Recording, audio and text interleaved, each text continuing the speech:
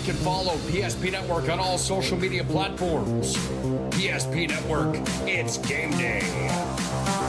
If you're in the Minot area and looking for a rental, start here. I just moved and had no idea where to begin, but then I found Creative Property Management. They've got the most listings in town, apartments, townhomes, even single-family homes. They made it easy, helped me find a place that felt like home, and their 24/7 maintenance means no stress. Whether you're new to the area or just ready for a change, book a tour with CPM today. When facing disaster, it's not just the things we lose, but the memories. But there's hope. ServePro, with decades of experience in Minot and Bismarck, is always ready. Our certified professionals don't just restore homes, they rebuild lives. Because to us, you're not just a client, you're family.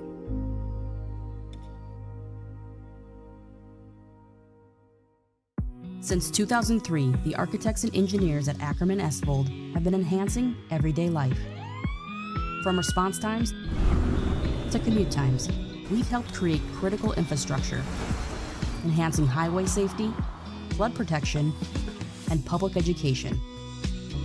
And we're no stranger to enhancing fun, family outings, and even game time. Acriman Esold, working to enhance your everyday life. Great news! If you're looking for a new vehicle, Ryan Family Dealerships has the best selection we've had in years. You'll find fantastic offers from Nissan, Honda, Chevrolet, Buick, GMC, Cadillac, Chrysler, Dodge, Jeep, and Ram. Hold up! Ryan sells Chrysler, Dodge, Jeep, and Ram?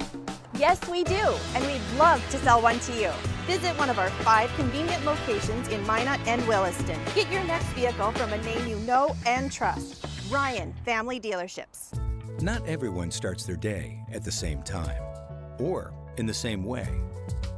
But no matter when or how, Verendry Electric Cooperative is there to help power every moment of it in countless ways.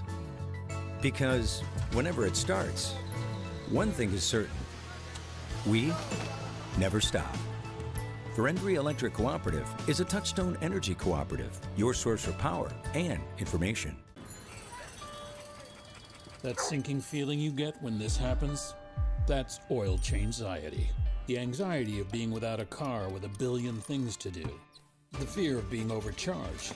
The stress of not knowing where to go or who to trust. But you never get those feelings at Valvoline Instant Oil Change, where you can watch us work right from your car, and we finish up in about 15 minutes. We changed your oil and did our 18-point safety check. Valvoline Instant Oil Change. Service you can see, experts you can trust. Broadcast of tonight's football game here on PSP Network is being brought to you by Verendry Electric Cooperative, your local electric cooperative, providing energy-saving marathon water heaters and other heating products, including boilers, baseboard heaters, and shop heaters. Contact Verendry Electric for more information today.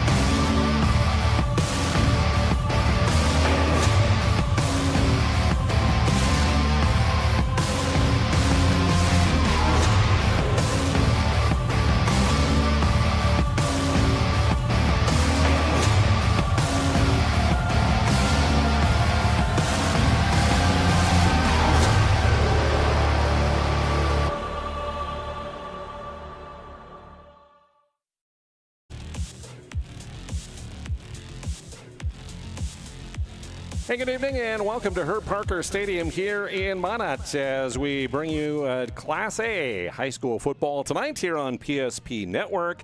The Bishop Bryant Our Redeemers Lions play host to the South Prairie-Max Royals. I'm Jonas Nelson. Corey McIver joins me. Chad Olson on camera as we bring you the contest here tonight on what has turned out to be another beautiful day, beautiful fall day here in north central North Dakota.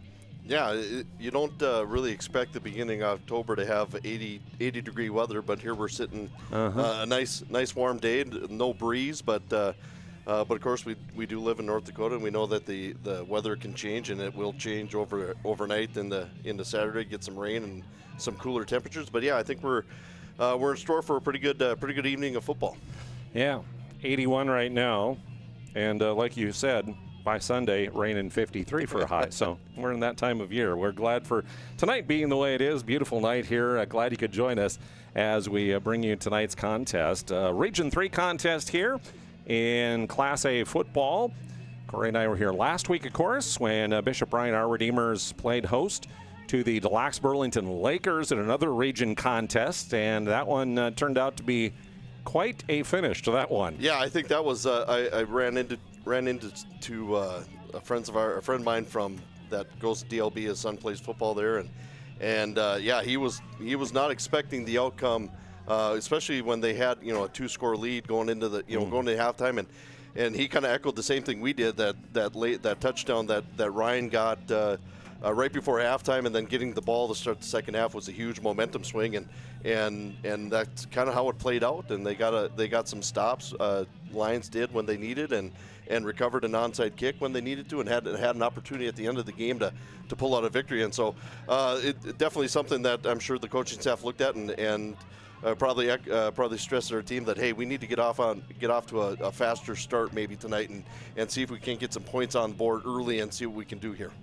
As you see there on your screen, the Bishop Bryant Our Redeemers Lions come in with a 2-3 mark on the year. Their 2 wins on the year was in Week 1 as they went and beat the West Fargo Horace Junior varsity team, and then they had a win at Stanley. Other than that, they have had losses to Botno, Ray Powers Lake, and then that 1-point loss, 22-21 last week right here at Herb Parker Stadium to the Lakers. The South Prairie-Max Royals come in after moving up a class. Last year, of course, they were in 9-man football and did really well in 9-man, playing in the format last year that was available. Region 6 co-champions last year, wound up 6-4 on the year, got a bye in the first round of the playoffs, and then a big win over Mohall Lansford Sherwood at 42-28, losing to Lemoore Litchfield Marion in the quarterfinals 20-73, and a lot of people lost to Lemoore last year. They wound up going to the state championship and had a shootout with New Rockford Cheyenne Maddock, who eventually won that title game last year.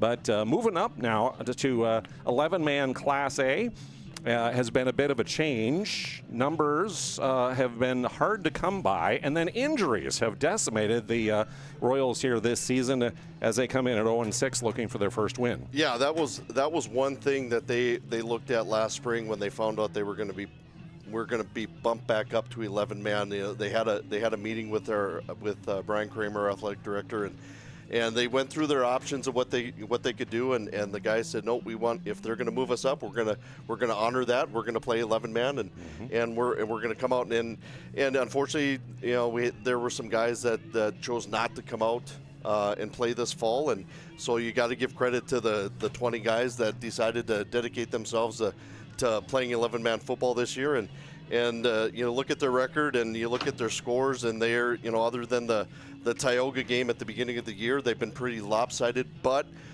one thing that they can kind of hang their hats on is they stay competitive as long as they can. The halftime scores are pretty close. It's just that with the numbers that they have, they don't have the luxury of getting guys rest if they need to, and so you're going to see a lot of the same numbers out there, whether they're on offense or defense or even special teams. There's really some of these guys don't really have a chance to get off the field, and so that the second halves kind of start to eat away at them, or they start to get tired, and that's when scores start to get a little more inflated. But these guys work hard. Talking with our AD who runs the clock at the home games last week when they were against Stanley in our homecoming game, it was a good game for a half, and he had a lot of positive things to say about the guys, about the fight they had throughout the entire game. So we're going to see that definitely tonight too. And then talking with the guys in school today in class, and they're upbeat, they're excited, they like coming out, and they're willing to step up to the challenge that they have tonight with going up against the Lions. Yeah, I mean, if you're a player that comes out and says, I want to go out and just play football, the outcome, I'd love to win, but I want to go compete and play as hard as I can and just play some football. And that's, I guess, kind of the momentum and the mindset of a lot of these guys for South Prairie-Max this year, which you got to love that. Tioga was that opening game, which was a loss of just 4 points at 26-22. Other teams that they played include Central McLean, Ray Powers Lake, Des Lacs, Burlington, Bottineau, and Stanley are the games so far for the Royals here on the season. This is the Valvoline Instant Oil Change pregame show. We encourage you to stop in next time you need your oil changed. They are your locally owned oil change headquarters. 25 years, the Lundeen family has been taking care of people in the area through Valvoline Instant Oil Change, where you can stay in your car, drive through, get your oil changed in about 15 minutes or less, typically. You can find them not only here in Minot, but also in Bismarck. Valvoline Instant Oil Change, where local actually matters. We'll take a break. We're going to continue on, take a look at the region standings, the polls, and much more when we return. Not everyone starts their day at the same time or in the same way. But no matter when or how, Verendry Electric Cooperative is there to help power every moment of it in countless ways. Because whenever it starts, one thing is certain: we never stop. Verendry Electric Cooperative is a Touchstone Energy cooperative, your source for power and information. Whether you're looking for a full-service financial plan or planning for farm or business succession, Planning Team Financial Advisors is here to help you work toward achieving your financial goals. With locations in Bismarck, Garrison, and Center, our full-service team of professionals are dedicated to helping you work towards achieving your financial goals. Visit us online, planningteam.com. Securities offered through LPL Financial, member of Finland Civic. Investment advisory services offered through New Edge Advisors, LLC, a registered investment advisor. New Edge Advisors, LLC, and Planning Team Financial Advisors are separate entities from LPL Financial. Jersey Mike slices your sub right in front of you, see? The slicer, the meat and cheese, it has a rhythm. This is the rhythm of the slice. The slice. Oh yeah. The rhythm of the slice. This is the rhythm of the slice. The slice. Oh yeah. Order for Danny? Sliced right in front of you. It's a Jersey Mike's thing. A sub above.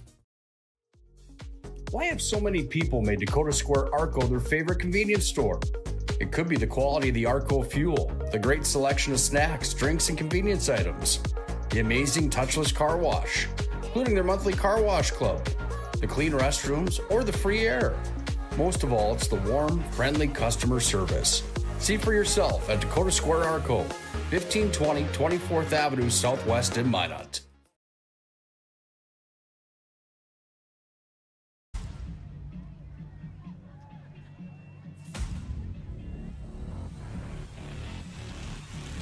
Welcome back to Herb Parker Stadium here in Minot. Our Valvoline Instant Oil Change pregame show. Lions and Royals tonight here on PSP Network. Glad to have you along this evening.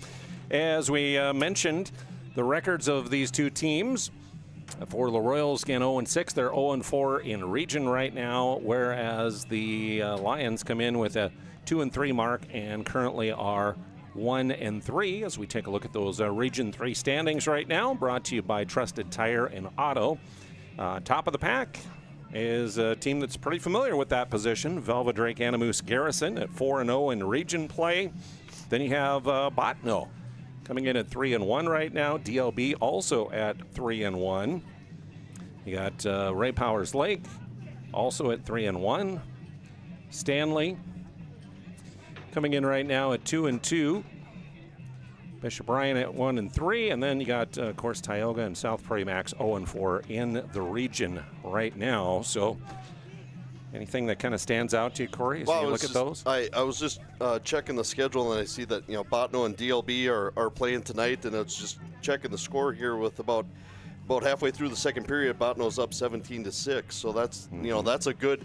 That's a nice little matchup there. That's going to obviously determine, hosting a home playoff game and just another, in the standings there. And so But yeah, when you look down toward the bottom, it's pretty balanced. After Velva, it's pretty balanced, and then you're going to see those teams, sitting at 3-1, 2-2. They're going to, as they start to play each other now, they're going to, they're obviously jockeying for the position for those top 4 spots, and so you're going to see the last couple weeks of the season here. That's really going to determine playoff position.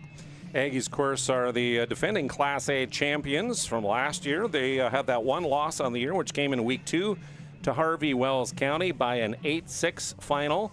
And after that, they kind of flipped on that championship switch. Yeah, it seems like that's really, really well. Yeah, they'll have their little hiccup along the way, but Coach Weidler, he played in that system under Sandy. He's coached with Sandy and took over for him, and so that program is one that everybody just expects. The expectation level is so high, and for their credit, they lived up to that expectation of we're going to be one of the elite programs in Division A, and we're going to be claiming region titles, and we're going to be going after state titles year after year, and it doesn't matter who they have in uniform. It seems like they cycle through players, and it's just the next man up mentality for them. As we talked about last week when we were here, Botno again bringing a lot of folks back, having a really, really good season. They played tough with Velva in that game here a few weeks ago and actually had a late lead in that game before they lost it in the end. But them and DLB tonight, I guess you said that could determine maybe who has a home playoff game, because the top 2 teams out of the region host playoff games in the first round. And there's something to be said about hosting a playoff game in your own place. Like we talked, you mentioned it earlier with South Prairie-Max Royals last year being 9-man and getting a bye in the first round and then hosting a playoff game, and the atmosphere that day out at school was excellent. I mean, we have a good fan base as it is that follow the team, and to have a playoff game like that at home, it's a little more exciting to go and know that you have the majority of the fan base is there supporting you. So yeah, these games down the stretch are going to determine who's going to get those home playoff games, and then it's just a matter. Then once that happens, it's just it's anybody's ball game after that. But knowing that somebody's got to travel to your place to play a game, that adds something mentally to both the home team and the team that's coming in. Lead us into the week's Class A football poll, voted on by the North Dakota Associated Press Sportscasters Sports Writers Association. And this look at the poll brought to you by SportClips. Langdon area Munich, 18 first place votes. Killdeer jumping into the poll and up a spot this week with the first place vote at number 2. They're undefeated on the year. And then you got the Aggies there at 3, Park River area 4.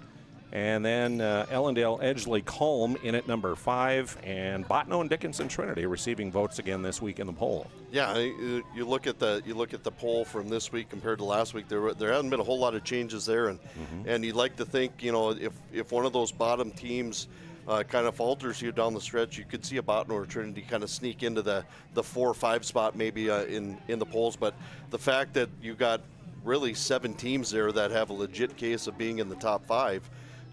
That just means that this division, it's kind of wide open as far as still who's the odds-on favorite. Langdon's number 1, undefeated, but the Velva Harvey game should be a testament to anybody. It doesn't matter. You have to come and play and be ready to play a football game and play 4 quarters of a football game. We kind of get enamored with records, undefeated teams. I think what the really, really fascinating thing is about polls is when you look at a team's strength of schedule. Yep. I mean, you can have a team that's, say, undefeated, but they really haven't played any tough competition. Whereas you have another team that maybe has a loss that has played a really tough competition and stuff. So that strength of schedule, I think, is really fascinating when it comes to the polls here. Yeah, absolutely. You got a team, like you said, you got a team that their schedule is not as challenging as what other teams are, and it just could be just geography. It could be the region that they play in. Yeah. You have to put it. It's not necessarily their fault. No, it isn't. It isn't. It's nobody's fault. You might just have a stretch where you've got some pretty good athletes that are playing for you too, and so you've got elevated scores and lopsided scores, and so yeah, but But yeah, you have to take a, obviously, people that have to decide that, or I have a newfound respect for those people that have to rank teams based off of scores and strength of schedule, but you put those things into account, and you're still going to get, odds are you're still going to get the top 5 or top 4, 5, 6 teams that you're going to naturally think are going to be there to begin with anyway. Right. Speaking of football and all that fun stuff, here's our schedule tonight on Friday Night Lights, presented by Bones.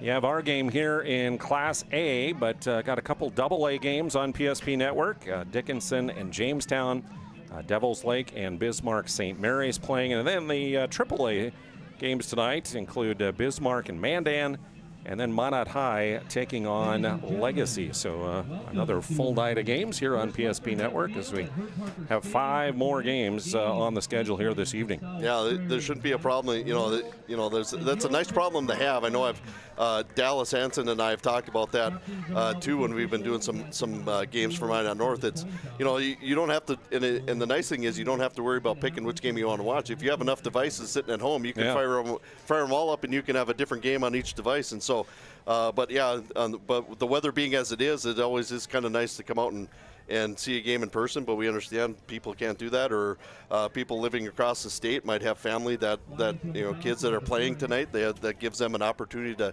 sit at home and watch them. Yeah, maybe you have a situation like the PSP Control Center and multiple screens to cover everything.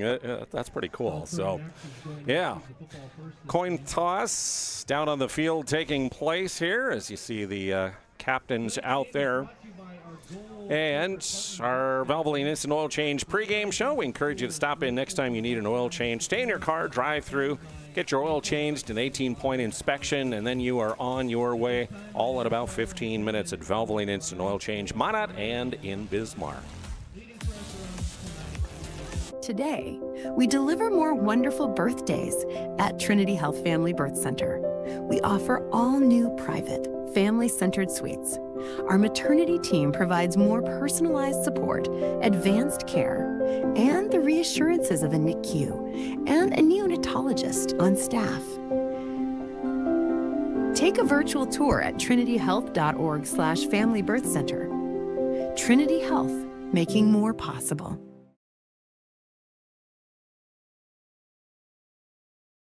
Magic City Home Leisure is excited to introduce the fabulous edition of the Master Spas line, including the phenomenal Michael Phelps Swim Spas. Enjoy the relaxing health benefits and enjoy 0% financing up to 72 months or up to $5,000 off on all spas. You'll also find $2,000 off the MSRP on all pools, swim spas, and saunas. Come see for yourself the outstanding lineup of Master Spas, including the Michael Phelps Swim Spas, exclusively at Magic City Home Leisure.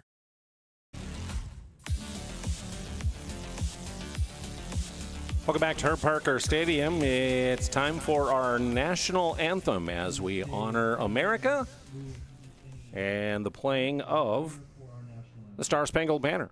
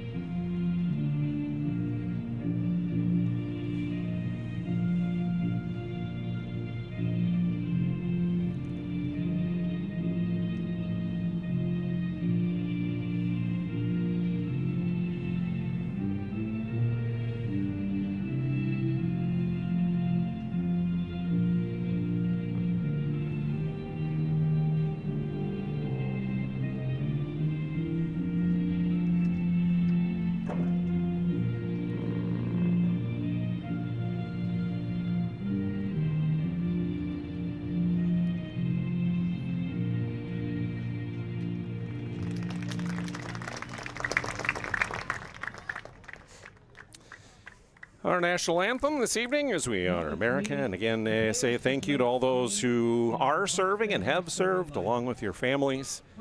We appreciate your sacrifice so that we can enjoy our freedoms that we have today. All right, let's look at the starting lineups tonight for tonight's game. A couple of first-year head coaches meeting here. Ben Belinsky heading up the Lions program. Actually coached majority of the season last year after Pat Hardy had some health issues, but first full season that he's had for Ben Belinsky, assisted by Pat Hardy, Matt Ruby, Tyler Barnes, along with DJ Schneibel, Nate Young, and Jason Spain. Offensive starters for them, the center for them is Julian Wald, a senior. Dylan Walther, a sophomore at left guard, and the left tackle is Cohen Schneider, who is a sophomore. Jacob Silva comes in at the right guard with Max Vibetto moving over to right tackle tonight. That's because Justice Lundeen is out with injury, suffered a shoulder injury last week, so Vibetto gets moved over to tackle, and Silva will take over Lundeen's spot there at right guard. Owen Vibetto, a junior at tight end. The three receivers include Dalton Swensrud, who is a sophomore, Gus Engelhardt, a senior, and Hayden Seay, a senior.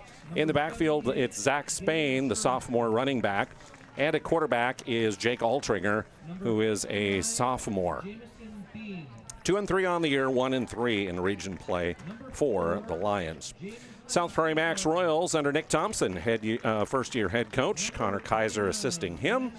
And their defensive starters up front. The defensive ends include Andrew Grove, a sophomore, and Luke Prasad, who is a junior, with Gabe Shareski, the nose tackle. 5 linebackers they run, including James Lee St. Martin, a sophomore, Ethan McCall, who is a sophomore, Landon Jansen, a senior, Zach Korgel is a senior, and Jamison Beam, who is a junior.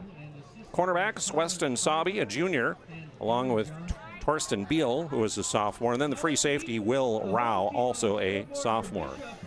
Notice a lot of young kids on that starting lineup for the Royals here tonight. Again, they come in at 0-6 overall. They're 0-4 in region play right now. Thanks again to Valvoline Instant Oil Change, your local oil change headquarters. 25 years, the Lundeen family taking care of folks through Valvoline Instant Oil Change. Next time you need an oil change, stop in. You can drive through, get your oil changed in about 15 minutes as you stay in your car, get that safety check, and then you're on your way. You can find them in Minot and in Bismarck. Valvoline Instant Oil Change, where local actually matters. A couple things to mention here for kickoff, including something new that you may be seeing on social media. BSN Sports teaming up with PSP Network for student section. Encouraged to tag us on Insta and Facebook with your student section. We've had some folks that have done that this week since that came out, so that's kind of cool to see, as we love to honor not only those athletes, but those students that come out and cheer them on throughout the game. Yeah, that's one of the probably the small aspects that a lot of people either take for granted or don't realize. When if you have a strong student section, could be at a football game, volleyball game, basketball game, they usually bring the energy as far as the students go, and then of course regular fans, parents kind of feed off of that as well. And I can speak, just speaking from experience the last couple seasons with the girls basketball team down in South Prairie. I know our home games, we've got good representation from our student section as well, and it seems to add a different atmosphere, or just add to the atmosphere of playing, and just give you that extra kick for a home field advantage. I'll wrap up our Valvoline Instant Oil Change pregame show here on PSP Network. Thank you so much for tuning in as the teams will hit the field here, and we'll get things kicked off tonight between the Lions and the Royals. Again, Bishop Ryan here co-oping again with our Redeemers in football. So some of these kids you'll notice from our Redeemers, including their quarterback, Jake Altringer. He's one of the kids from our Redeemers. Gus Engelhardt, one of the receivers, also along with the Vibetto boys. Max Vibetto on the line there, and Owen Vibetto, the tight end, all kids from our Redeemers that come on over and play, and it's kind of been a nice co-op for them the last several years that they've had crosstown rivals and everything else, but coming together here in football. Yeah, it's always kind of nice to have that little different mix of guys that come together. They've obviously they know each other well from playing Pop Warner football, and like you said, they play against each other in basketball and other activities too. So it's just a nice little mixture to have. So here we go. It'll be the Lions that'll kick it off. Jason Spain with the ball on the tee. Here's the approach and the boot. High kick that'll sail down, bounce inside the 15-yard line. Picked up there, angling to the near side. And the return. Short return is coming back was Oliver Marshall, the sophomore, on the return. Offensively for the Royals, Jaden Heeser, the senior quarterback, out with concussion, so he will not play or start tonight. Instead, in his place, it's James Lee St. Martin, the sophomore. 2 of 3 passing, 33 yards, 15 carries, 87 yards on the season for him, with 1 rushing touchdown.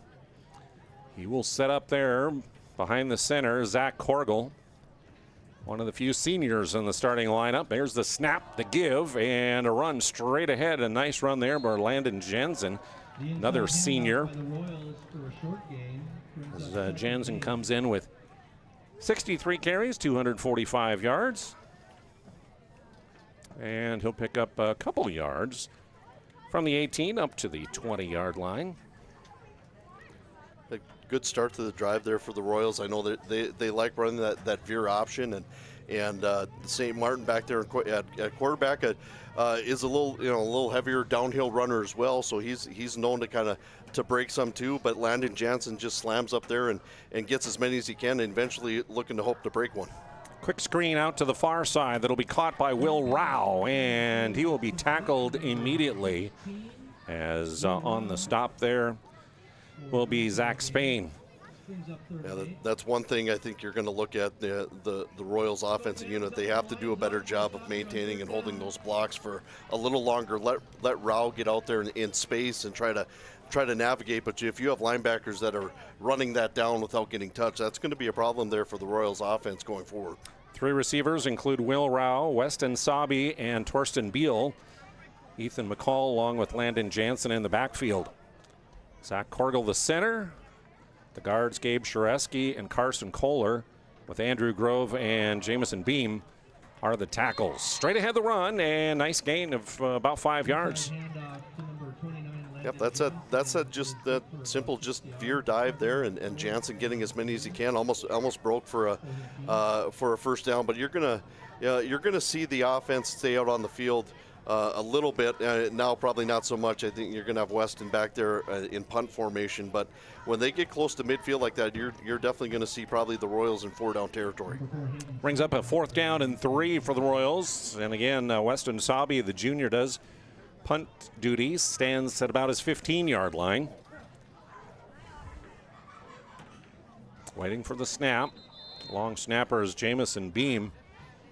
And do we have a timeout? Yeah, Royals are going to take a timeout here and talk things over here. So we'll take a quick break. Just underway, 9:46 remaining first quarter. No score yet.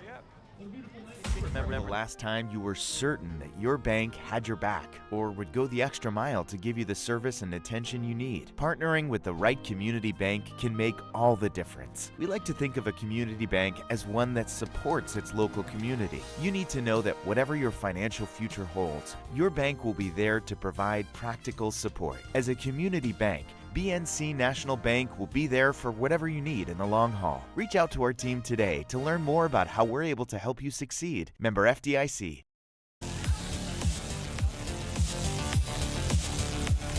Welcome back to Herb Parker Stadium, and a big thank you goes out to Farstead Oil for helping to bring you tonight's game. Contact Farstead Oil, find out how their skilled sales team can help you achieve your wholesale fuel, mobile lubricant, or DEF needs.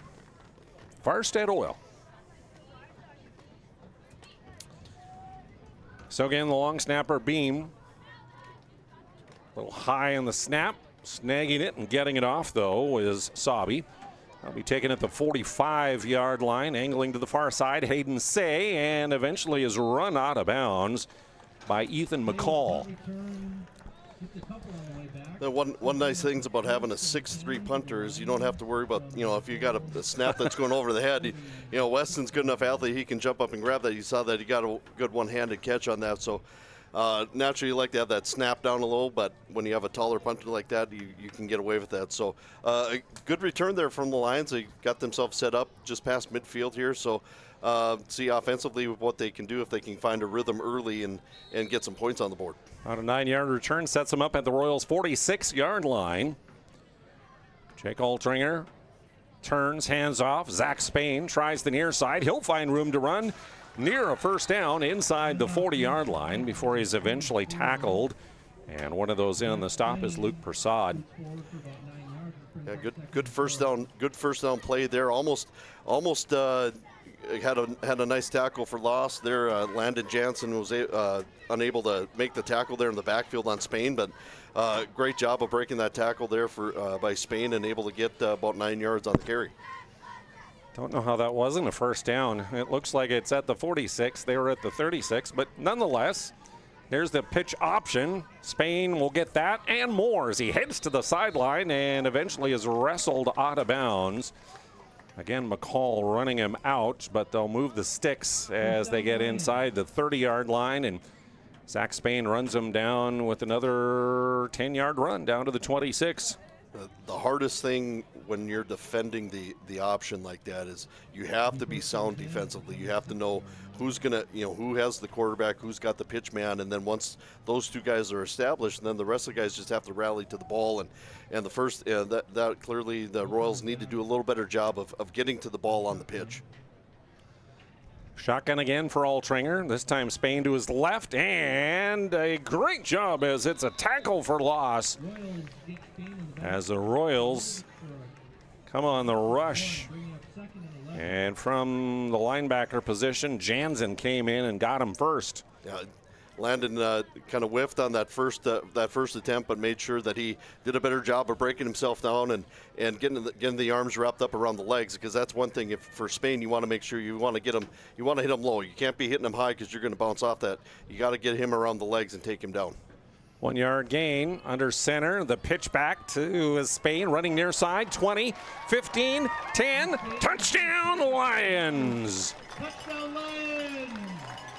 Zach Spain with a 19-yard scamper, or excuse me, a 27-yard scamper into the end zone, and the first score on the board. Yeah, that was a great job by the Lions, kind of sealing off that edge. The Royals didn't do a very good job of establishing that edge, and that outside linebacker, defensive end, kind of holding their ground there a little bit. And the PAT kick is up and good by Jason Spain. So the Lions strike first, and with 8:08 to go in the first quarter, it's 8-0 Bishop Ryan. We often think of frontiers as pages in a history book, a time gone by. But even in this modern world, there are new frontiers to conquer. Whether you're tending the land to grow a better tomorrow or growing a business for new opportunities, the work you do powers the world. Exploring the frontier means stepping forward, shaping the future for yourself and for those around you. First International Bank and Trust, helping you live first, one step at a time.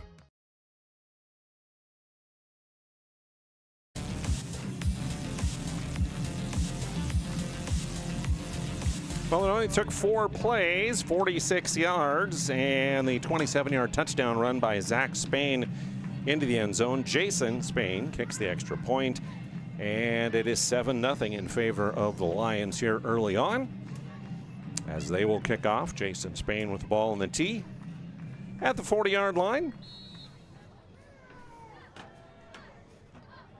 And the approach, deep kick.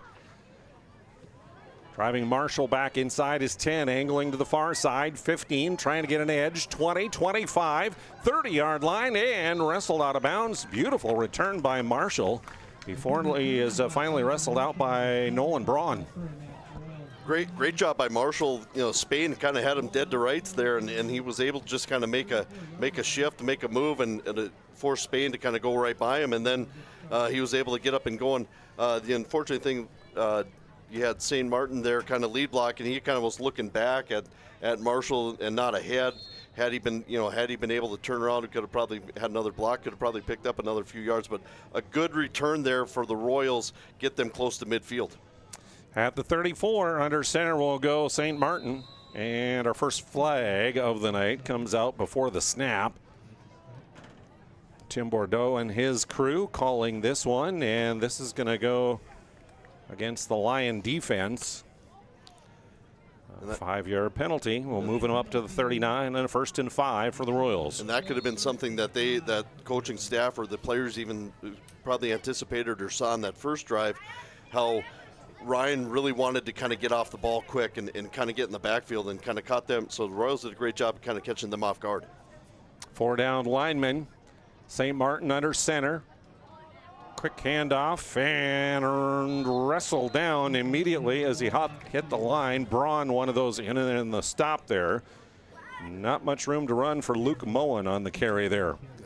One of those things when you run that inside veer, and you can almost maybe even kind of look at that. I think that was a case where St. Martin probably wanted to pull that a little bit, and there was a struggle there between Moen and St. Martin where, you know, I think the quarterback recognized that they were collapsing down on that, and he wanted to pull that and take it himself because I think he would have been able to get around the corner, and you had that pitch. So that's something that quarterback and running backs have to kind of communicate themselves with. So it's a 2nd and 5. No gain on the last play. This time St. Martin does keep it through the A-gap left side, and he'll fall forward across the 40-yard line before he's tackled by a host of Lions. Positive yardage gain to the 42 and a pickup of 3 on the carry.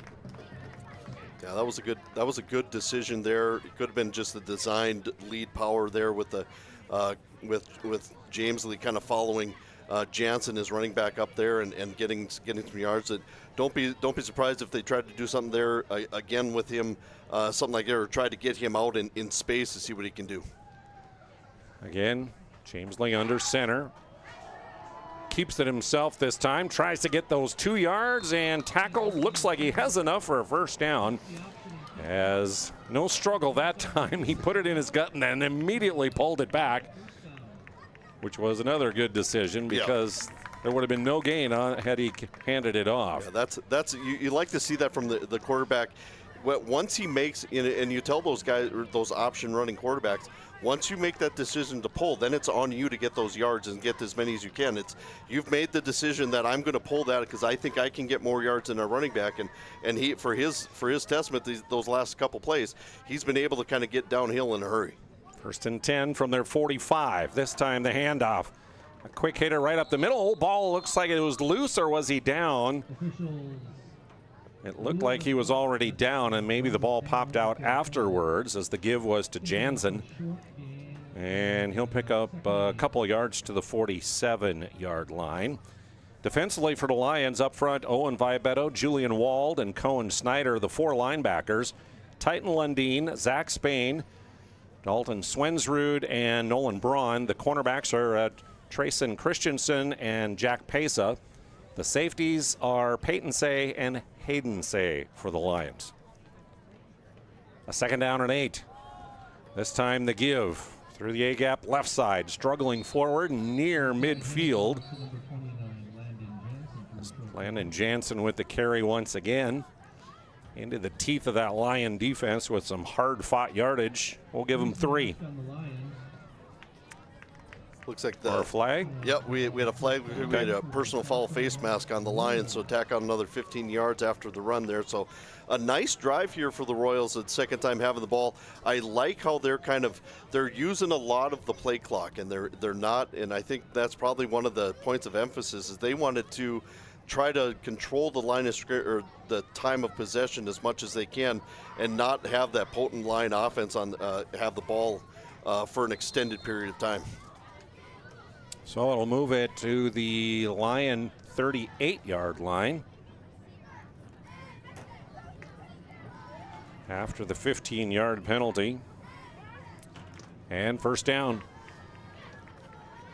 St. Martin, the sophomore, back with his first pass attempt up the middle, and it'll be caught into the end zone. Yes! No, just shy. Tackle just shy of the goal line, but a great catch and run out of the slot there for Weston Sabi. Yeah, that was a great job by the offensive line to give St. Martin time to throw that ball, and for some reason Sabi was able to kind of just run scot-free right up the seam, and there wasn't a line defender around, and had he been able to kind of make that last guy miss or just kind of lean forward a little bit more, we would have had some Royals would have been able to get some points on the board, but give themselves excellent first and goal opportunity here at the 2-yard line. 2 yards shy. It's first and goal. St. Martin under center. The shift heaving out of the right. And as the snap comes, before the snap, we're going to have a Royals timeout. They're going to talk this one over. So we'll take a quick break. Lions lead, but the Royals on the doorstep. Magic City Home Leisure is excited to introduce the fabulous edition of the Master Spas line, including the phenomenal Michael Phelps Swim Spas. Enjoy the relaxing health benefits and enjoy 0% financing up to 72 months or up to $5,000 off on all spas. You'll also find $2,000 off the MSRP on all pools, swim spas, and saunas. Come see for yourself the outstanding lineup of Master Spas, including the Michael Phelps Swim Spas, exclusively at Magic City Home Leisure. Welcome back, and big thank you to Planet Pizza for sponsoring tonight's game. Best pizza on the planet is Planet Pizza. Call and get them to deliver to you right now at 701-852-1700, 701-852-1700. Also check out their laser tag and their giant buffet they have at lunchtime. It's awesome. So first and goal for the Royals from the 2. James Lee St. Martin will go under center. He'll keep it himself through a hole, and touchdown, Royals.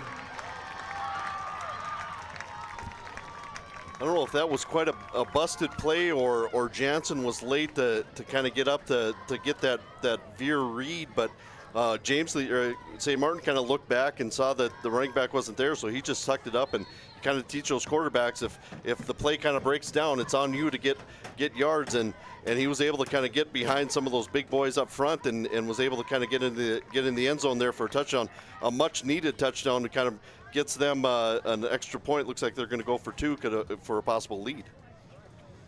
So they'll go for the 2 on the PAT here. Again under center. Fumbled snap, and that one will fail. So the PAT is no good. We took a look at the touchdown, our Ryan Family Dealership instant replay. 7-6, Lions by 1. Property owners in Bismarck and Minot seek transformation. ServePro's construction program brings both vision and precision. From that very first hammer strike to the final touch of paint, our dedication remains unwavering. It's not just about remodeling, it's about legacy. In Minot and Bismarck, ServePro is your partner in transformation. We don't just build back, we elevate every space.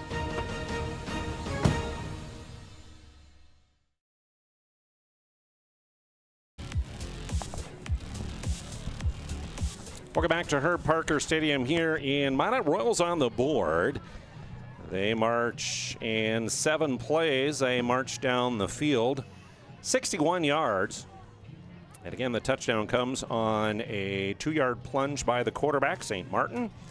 The big play, a 36-yard pass from St. Martin to Weston Sabi to get him down to the 2. 7-6. And a player down on the field being looked at. One of the Royals players now being helped up and off the field. Exactly what the Royals do not need. They've had way too much of that this season. Yeah, I was just going to say that's one thing that, when you only had 20 guys dressed and we can't and they've kind of had the injury bug kind of bite them from time to time, and they were pretty excited because they were they were back at full strength minus the starting quarterback minus Jaden, but to have looks like number 54 Andrew Grove is getting some help off the field. He's able to kind of get up and get off his own, but even though he's kind of limping a little bit, and you got your starting left tackle is going to be out at least probably for a little bit here until he gets a chance to get looked at. So it's for the Royals, it's the next guy up mentality here, and it's going to have to be somebody's going to have to be ready to step in and fill that spot. The unfortunate part for the Royals is there's not many guys to step up on that sideline. There's only a few more dressed over there. Yeah, they don't have a lot of chances there. Wow, here's the kick. It's a kind of an onside kick that'll be picked up by the Lions and returned back just across midfield. Looks like Jason Spain, the senior. So it'll be the Bishop Ryan Our Redeemers Lions with 4:09 to go on our BNC Bank scoreboard. It's 7-6, Lions by a point, and they'll start right at midfield for this drive.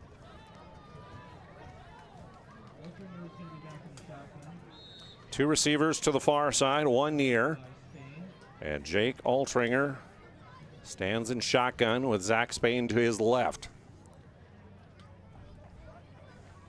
Here's the fake handoff. Altringer looks to pass. Hit as he throws. It's up the middle, and it is incomplete. No, it's caught. Gus Engelhardt on the catch. All the way down to the 10-yard line. Yeah, that was a good play action. They ran Spain a lot in that first drive, and they just did a simple play action. And to Altringer's credit, he stuck it there and took a shot. But now you got the Lions going, hurry up here. A shotgun snap. The handoff to Braun out of the backfield, and he's tackled for loss. Good job by the Royal defense of sniffing that one out and pushing him back. Yeah, that was a nice first down call, and a nice catch by Engelhardt. I think if he would have been able to catch that in stride, he was going to be probably possible running into the end zone there. So a good job. I liked how the Lions were running up to the ball and getting ready to go a little no huddle, see if they can't catch the Royals sleeping here a little bit. Nice job by Jansen there to snuff out that first down play. Second and goal from the 12 Lions. Here's the pitch back. Sweeping near side, that's Nolan Braun into the end zone. Touchdown, Bishop Ryan. So a quick hitting drive for the Lions in response, and we could be in for a track meet tonight. Well, that's always the hope is when you have a couple teams like this that are at times struggling to kind of find their identity offensively, and they try some things different, but yeah, you had about 3 scores in the span of about 2.5-3 minutes here. And so after the extra point by Jason Spain, we head to break and take a look at the Ryan Family Dealership instant replay of the run. Nice hole left side, and Braun in for the score. If you're in the Minot area and looking for a rental, start here. I just moved and had no idea where to begin, but then I found Creative Property Management. They've got the most listings in town, apartments, townhomes, even single-family homes. They made it easy, helped me find a place that felt like home, and their 24/7 maintenance means no stress. Whether you're new to the area or just ready for a change, book a tour with CPM today.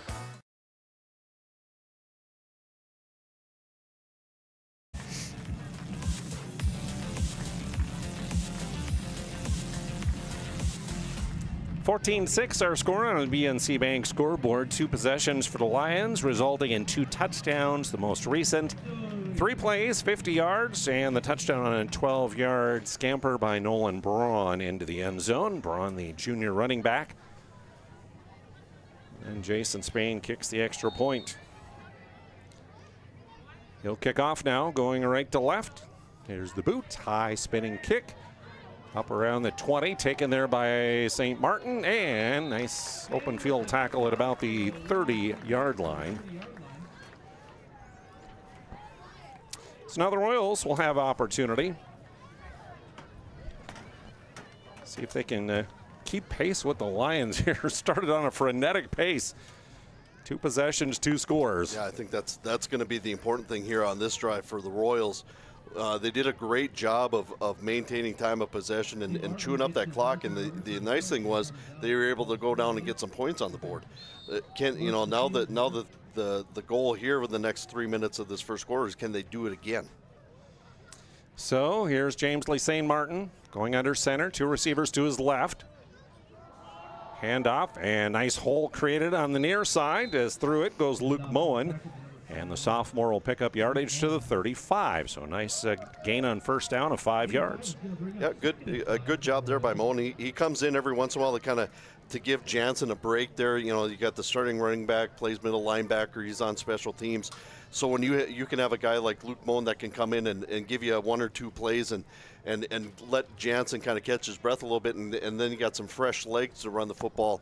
And now you've got 2nd and 5. You got St. Martin back there that can pick up a hard 5 yards. We've seen Jansen pick up 5 or 6 yards on the carry. So very manageable 2nd down here for the Royals.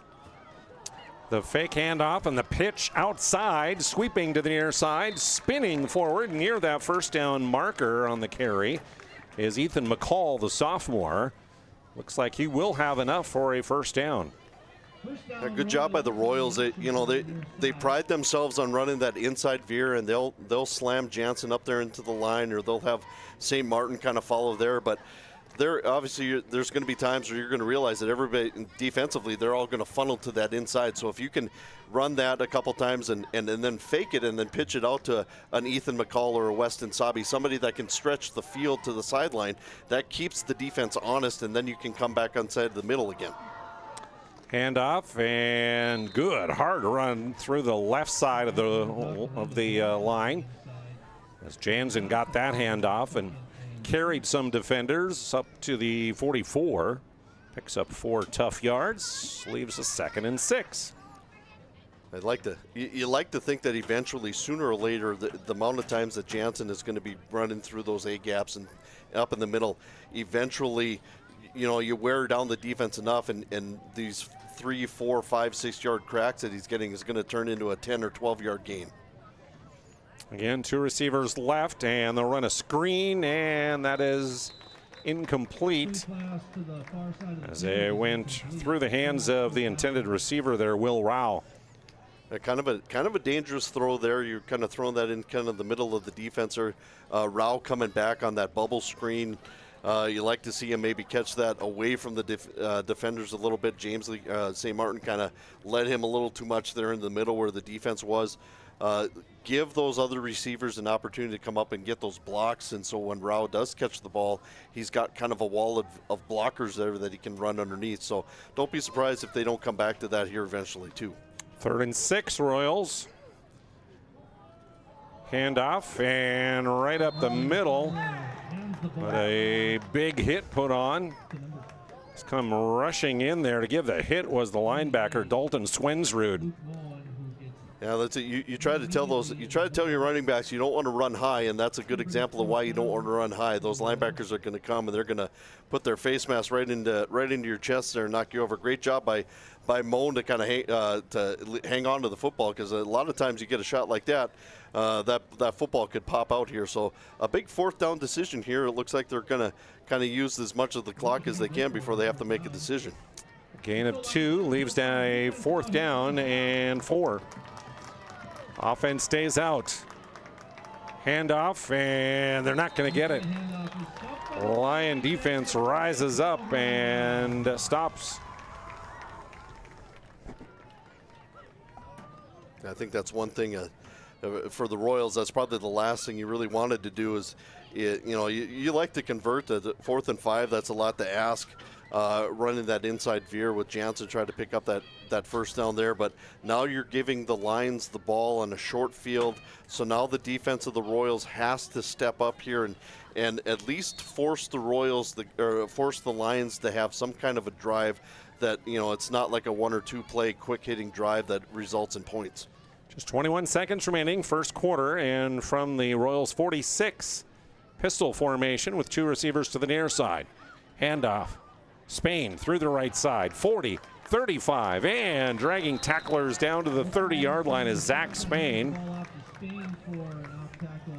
as he will pick up 16 on the carry. going to be a Lion first down. Yeah, it looks like the Lions are huddling here. It looks like they're going to be kind of content to maybe go in and they're breaking the huddle here with about 5 seconds left. You never know, they might try to snap the ball. Otherwise, it looks like they might go into the second quarter. There, the clock runs out, and so the next play will come as we start period number 2. After 1 on our BNC Bank scoreboard, it's the Lions 14, Royals 6. Been in business for over 25 years. We've learned a lot about why local matters. Unlike those guys, we take pride in our work and back our tires with our Plus Plan guarantee to get the most out of your tire's lifespan. Are the tires the same size on all the sides? We strive to provide great value to our guests and lowest prices guaranteed. That's not good. Stop at a trusted tire and auto and get a set of tires from people you know and trust, and will even match those guys. Our stylists are trained to understand the nuances of cutting men's hair. Less pomp, more adore, huh, Brittany? Square face, wavy hair. Mid-fade with a textured top. Finish it off with a hard part and taper that neckline, coach. Cowlick, what's the move? It's not just all about hard work here. Hit off, 7, pressure, points, yeah. It takes expertise to be a SportClips stylist. Here? That's the spot. Right there, huh? SportClips, the pros in men's hair.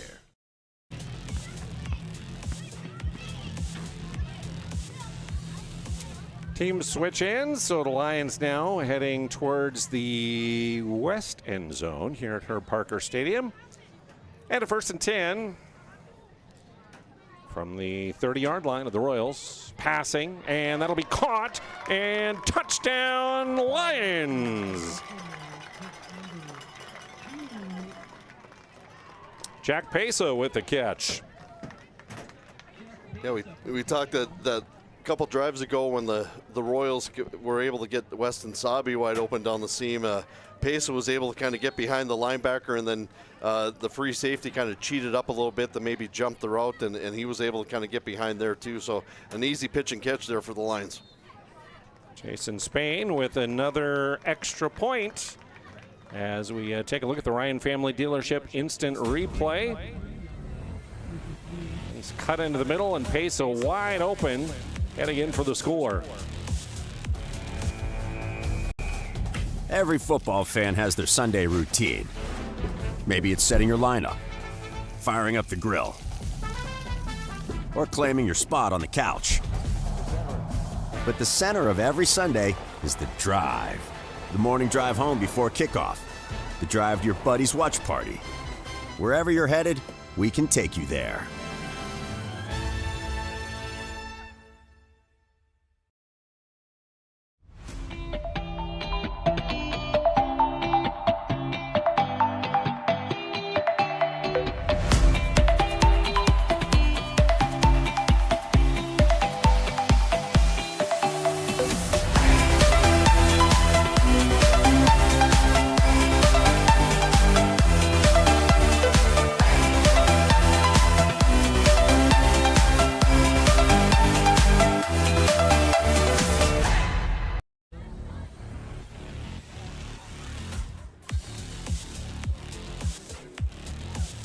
Two plays covering 46 yards. A 30-yard touchdown pass from Altringer to Pesa after Spain had ran for 16 to start the drive. And here's the return. St. Martin up the far side. Tripped up as he crosses the 30-yard line, and that's where the Royals will take over now early on here in period number 2. I think the big thing here for the Royals, especially offensively, is that there's still a lot of time left, not only in this quarter, but the game itself. There's still a whole half of football left to play. So I see them offensively. They're gonna stick to their game plan of what they like to do, their bread and butter stuff. I don't anticipate them kind of trying to resort to any tactics, any trick plays or stuff like that. They're gonna continue to kind of keep doing what they do well, and in hopes that it'll somehow break into something prosperous here down the stretch. No flea flicker. Statue of Liberty? Well, you never know. That could be in the back. That could be in the back pages of, stuff you draw up when you got some free time during class. You might draw some of those up in the back of the notebook. But it wouldn't surprise me if they don't have something in their back pocket to be used here later on. Well, Moen's run that time, no gain on the play as he got right back to the line of scrimmage at the 31. And so a 2nd and 10 upcoming for the Royals. Thanks goes out also to BSN for their sponsorship tonight. When it comes to custom equipment, uniforms, coaches apparel, fanware, branding, and more, contact your local BSN sales pro. St. Martin under center. Back to pass this time. Hit as he throws. A rainbow shot, and that'll land incomplete downfield. 2 Lions, the closest players to it. Looked like Beal, maybe the intended receiver, but overthrew him by a good 5 yards. It almost looked like there was some miscommunication between St. Martin and Beal. I think St. Martin was thinking Beal was going to run a vertical route, and Beal kind of broke it off to come back, but it was kind of some miscommunication there, and St. Martin was just kind of thrown up. Kind of fortunate that that thing didn't get picked off as high as much air as he got underneath that thing. It was, very, very fortunate that there wasn't a line that ran underneath that. Come back to that one again. Might work next time. Get on the same page. This time a run straight up the middle, and again, short gain as the Lions converge quickly. This time with the carry, it's Jansen. And he'll pick up a couple yards out to the 33, but that'll leave a 4th down and 8.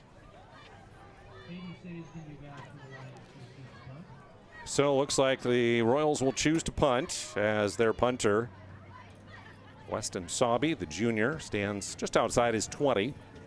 Seay back to receive near his 40-yard line.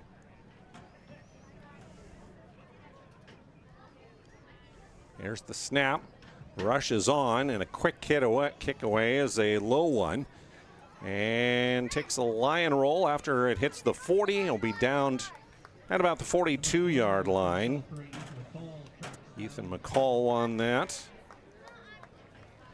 So Lions will get it back. They've had it 3 times, scored all 3 times. Yeah, the nice thing is for the Lions, their playbook, their offensive playbook is wide open here. They're having success running the ball. They're having success putting that thing up in the air. You've had 3 touchdowns by 3 different players. So it's just a matter of which guy is going to get themselves open, which guy is going to give themselves the best opportunity to put some points on the board. Believe it or not, this is their worst starting position though, at their own 43. In their own territory. Altringer, hands off. Spain finds room, left side, across the 50, 45, 40, angling to the outside, 30-yard line. Zach Spain in one play scores.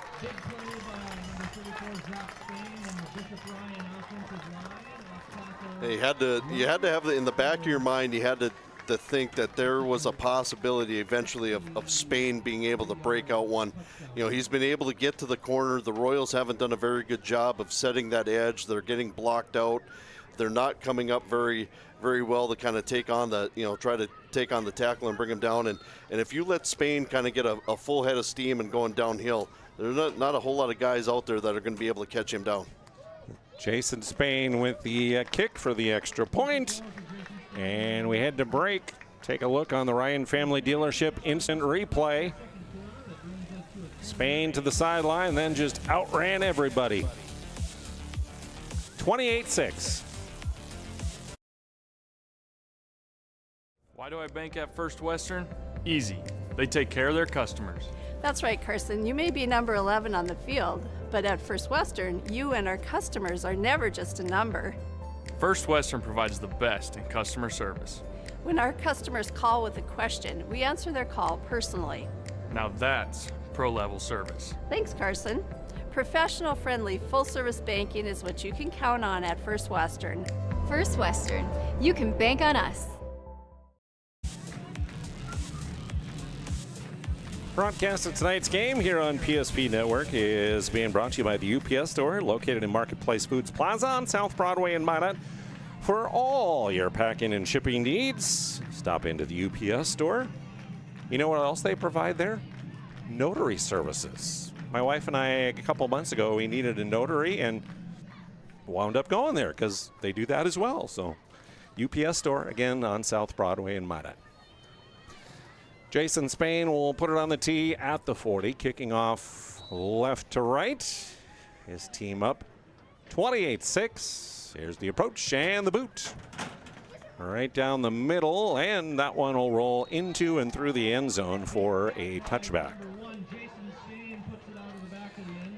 Well, I said before we begin tonight, Zach Spain could have a big night, and so far so good for Zach Spain, the running back for the Lions.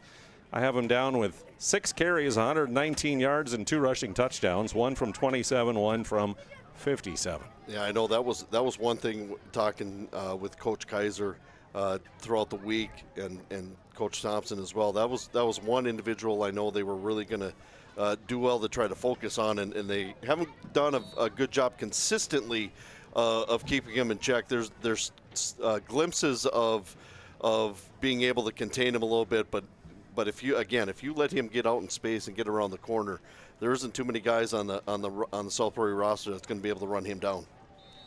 A lot of speed there, that is for sure. And a flag on the play as the snap came, and looks like it'll be against the Lions. Somebody moving early with a false start. Yeah, it looked like you had 2 guys in the two guys for the Royals that were going in motion at the same time, and so that was some confusion and some miscommunication probably there offensively. It's kind of just hopes that you'd be able to kind of get that thing cleaned up here a little bit here before halftime. First accepted penalty against South Prairie-Max. And that'll bring up a 1st and 15 now. James Lee St. Martin running the offense here under center. Fakes the handoff, pitches out, trying to sweep outside, but no room to run there. Sabi with the pitch, but he was hit hard and dropped there by Titan Lundeen, the linebacker. Yeah, you look at that. You look at the difference between the team speed of the Royals and the team speed of the Lions, and the Lions kind of have the advantage there. You've got offensively, you've got guys that can flat out run away from some of the Royals defenders, and defensively, the Lions are just doing a great job of just flying to the football. And movement on both sides here prior to the snap. And I think they're going to get the Royals moving first. So another false start penalty and another 5 yards marched back. So 2 penalties and a loss of a yard on the first play from scrimmage. They're 11 yards deeper than they had originally started this one. 2nd down, 21. Now from the 9. Just under 9 minutes to play here on the BNC Bank scoreboard. Here in the first half, it's 28-6 Lions. St. Martin keeps it, pitches it, and again swarming to the football as no room to run was McCall.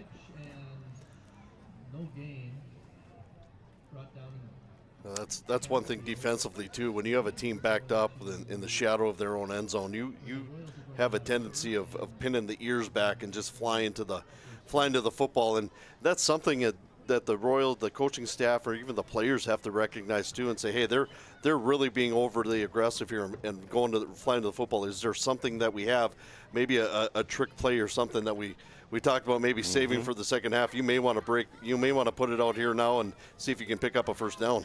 Lions on the prowl, and here's a nice run as St. Martin kept it through the A-gap left side, and he'll get all the way out to the 20-yard line and at least back to the original line of scrimmage, picking up 11. Yeah, that was a good run by St. Martin, I think, and that's something we talked about.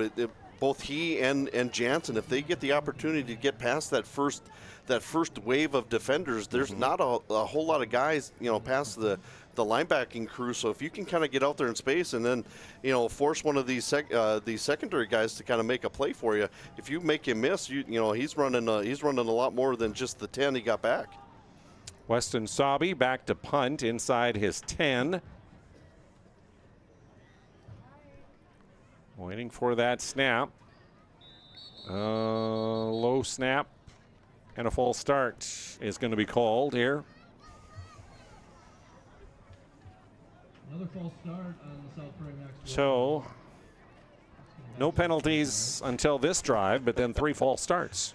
Yeah, we maybe kind of jinxed ourselves there a little bit, thinking that the Royals kind of having a clean game going, and yeah, just a lot of mental mistakes. You can chalk it up to maybe some, getting tired a little bit, because again, these are guys that are playing both ways and special teams, and that can mess with your mind a little bit if you start getting tired. So they'll back him up, and Sabe will try again. The snap, boy, just barely got that one. Low line drive kick. Takes a Royals bounce and a roll all the way across midfield, and that is best case scenario after that snap. And what a great job by Weston Sabe to even collect that one to get it off. Yeah, we talked about it earlier. Having the 6'3" frame that can go up and get it kind of helps you out a little bit on a bad snap. But what also really helped him is the Lions played for a return. I think had they had a rush going there, that could have really been bad for the Royals. So a great job of Sabe being able to gather that snap and then getting a good kick, and they got a nice little roll off it too. So now the defense of the Royals really has to step up here and force a 3-and-out if they can. Lions from their own 45. Shotgun for Jake Altringer. Fakes it to Braun, passes outside. Hayden Seay cuts inside the numbers. 50, 40, 30, up the sidelines, steps inside a defender, and Hayden Seay is gone for a touchdown. First play from scrimmage. It's a 55-yard strike. Yeah, that was a good play call again. You had St. Martin there, and the linebacking spot almost got a hand tipped away.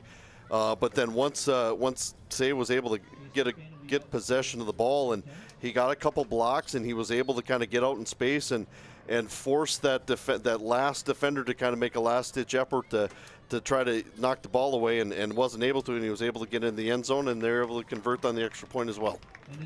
Jason Spain good again, as he has been perfect on the extra points. We head to break on the Ryan Family Dealership instant replay. Seay, nice run up the sideline and running through defenders all the way to pay dirt.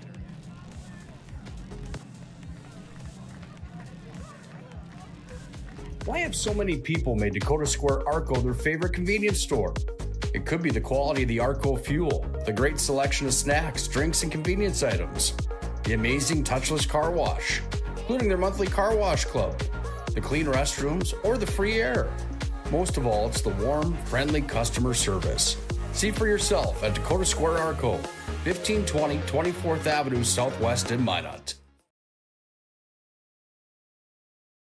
Jersey Mike slices your sub right in front of you, see? The slicer, the meat and cheese, it has a rhythm. This is the rhythm of the slice. The slice. Oh yeah. The rhythm of the slice. This is the rhythm of the slice. The slice. Oh yeah. Order for Danny? Sliced right in front of you. It's a Jersey Mike's thing. A sub above.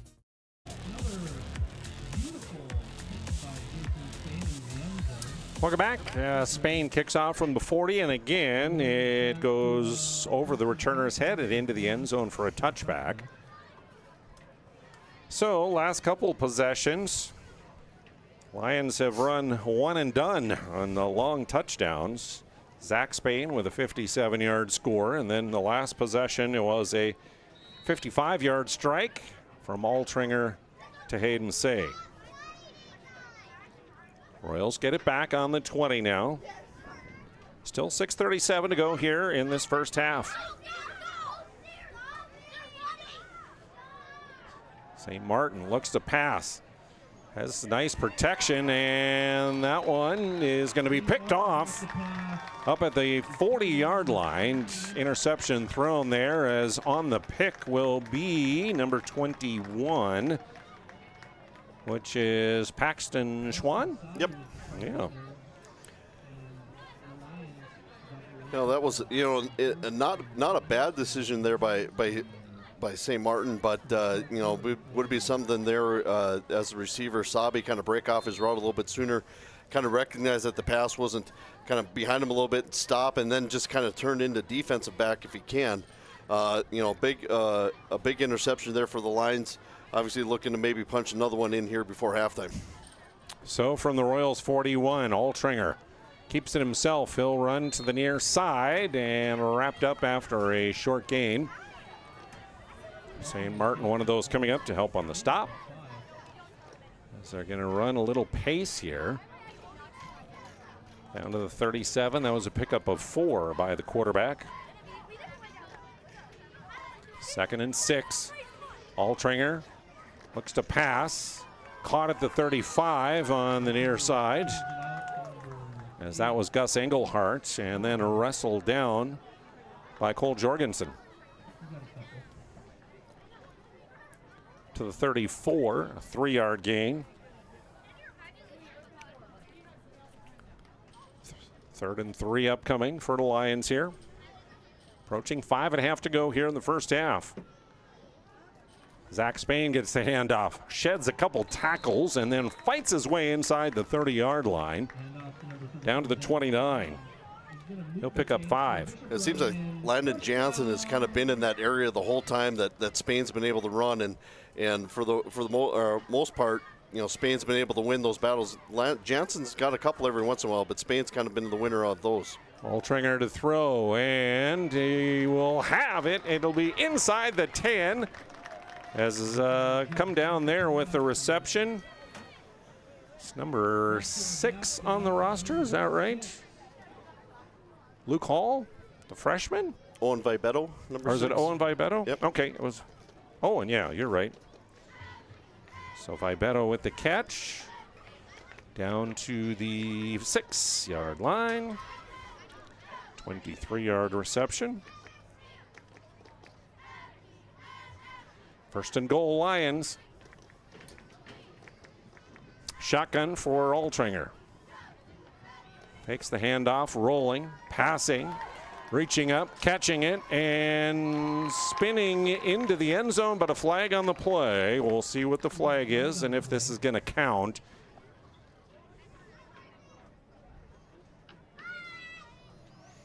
It was Vibetto on the catch again. And this is not going to count. This is going to be a personal foul on Bishop Ryan Redeemers. Yeah, I think they're going to get him with either a blindside block or a shot to the head or something like that. So, you look at the offense for the Lions. The lone miscue that they've had negates a touchdown, pushes them back a little bit. Gives the Royals defense a chance to kind of regroup here a little bit and see what they can do. Looks like we did see a Lions offensive lineman number 64 come off the field on that play. Looks like Julian Wald, the center, kind of had to come out, so we got a new center here. So that's always kind of interesting when you have a new center in the game, what kind of snap it's going to be. 75, is that right? Good snap. Altringer, good protection, throws toward the end zone, and nice defensive play, tipped away there by number 7, Oliver Marshall. Yeah, good, nice job there by Marshall to kind of make a break on it, knock it down. I think Altringer, if he had to do it again, I think he would probably have that receiver go a little bit more to that back pylon and just kind of throw it to the back pylon, just to kind of say, you know what, we're gonna give the opportunity for my guy to catch it, and if my guy can't catch it, then nobody's going to catch it. So maybe put a little bit more air underneath it, kind of aim for that back pylon next time. 2nd and goal from the 17. Fumble on the play, it looks like, and it's going to be recovered by the Royals. A fumbled snap, and the Royals recover the loose ball. So first turnover for the Lions. Yeah, we talked about having the Wald, the starting center, had to come out. That series kind of got banged up a little bit, so you had a new center, freshman center number 75, Bodie Becker, and kind of made that comment how that when that center doesn't get a chance to have a lot of reps with the quarterback, it's kind of a crapshoot as far as what you're going to get. You got a good snap there on the pass on the gun with the pass, but when he went under center, a little miscommunication, a little bobble, gives the Royals a chance with the ball. St. Martin will keep it himself, trying to sweep to the near side, but not much room to run as the Lions converge quickly. Maybe a yard gained, it looked like, to the 18-yard line.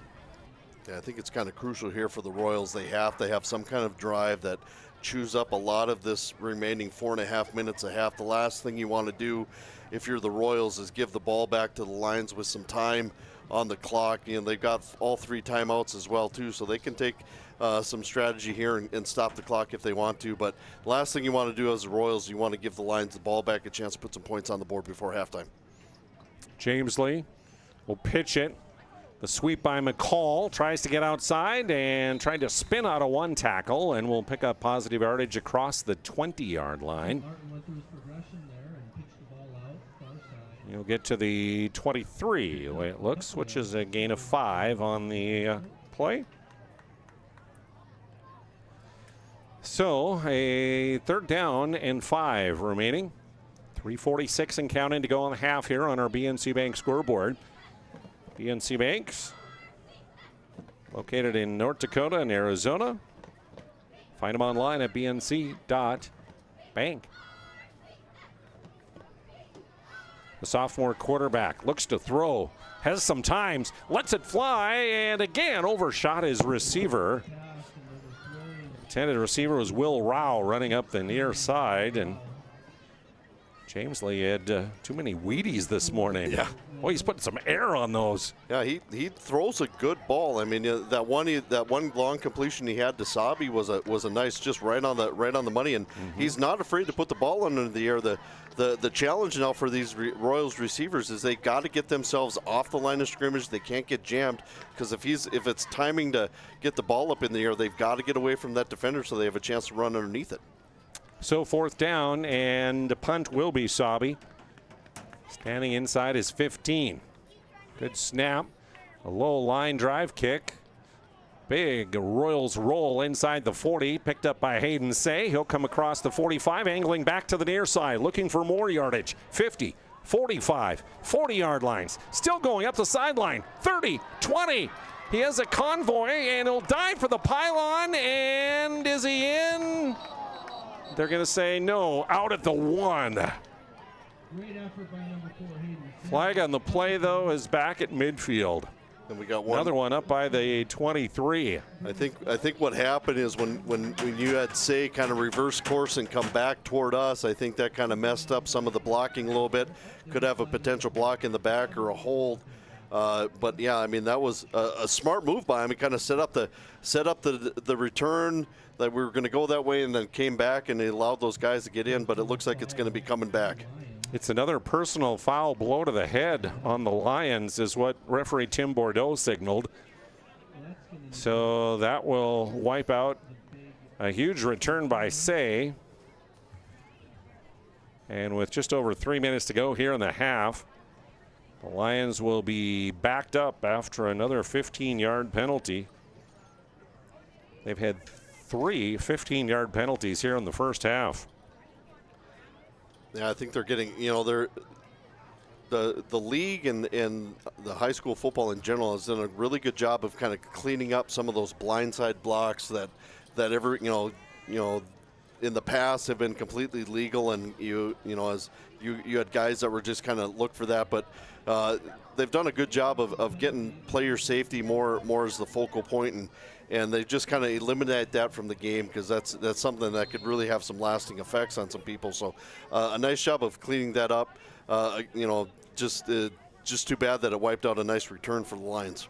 From their 37, the handoff running across the 40, 45-yard line, and finally wrestled down. Nice carry up the middle there. Spain got it for a first down up to the 48 after picking up 11. Yeah, the Lions themselves also, they're not in a whole lot of sense of urgency right now. They've got all 3 of their timeouts, so they can take some time a little bit. They can go under center, they can go into huddle, but don't be surprised once they get closer to the end zone if they go a little no huddle. Handoff, and the Royal defense sniffed that one out, stops it immediately. No gain on that play. Stopped at the original line of scrimmage. Titan Lundeen on that carry, number 24. Brings up a 2nd and 10 from their own 48 for the Lions. Leading 35-6 on our BNC Bank scoreboard. Under 2 minutes to play here, first half. Altringer fakes the handoff, looks to throw. Down the middle of the field, wide open, and a touchdown, Lions. Gus Engelhardt. Nice little play call, nice little play action there for the Lions there. It looks like we did have another flag on the play here, so but it looks like that's going against the Royals, so it looks like the touchdown will stand. Okay.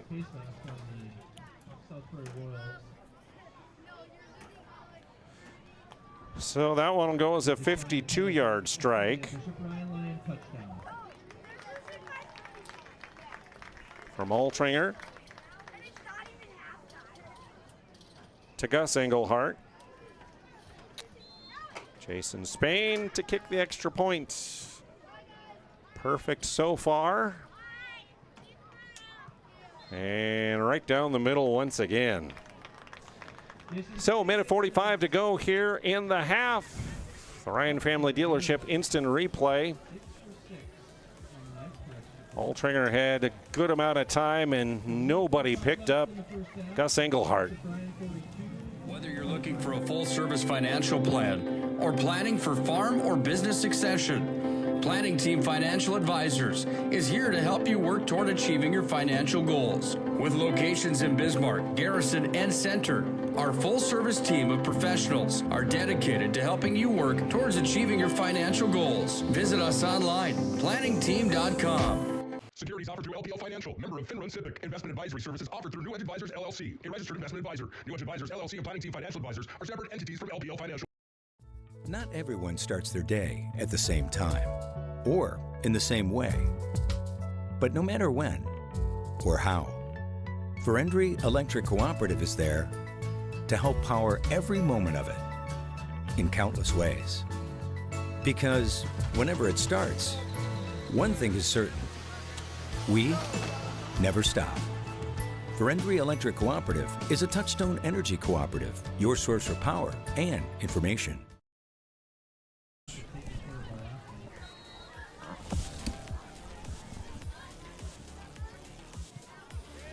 Here we are, the kick from Spain.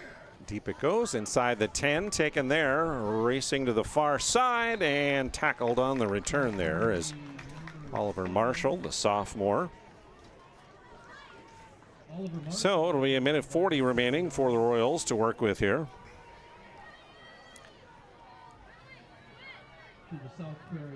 I think Royals offensively now, again, not to sound too much like a broken record, but they really have to find a way to kind of run out this last minute and a half.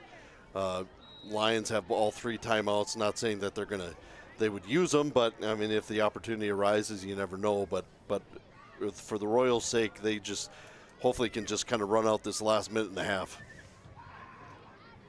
James Lee St. Martin. Handoff, right side the run. And gain across the 20-yard line.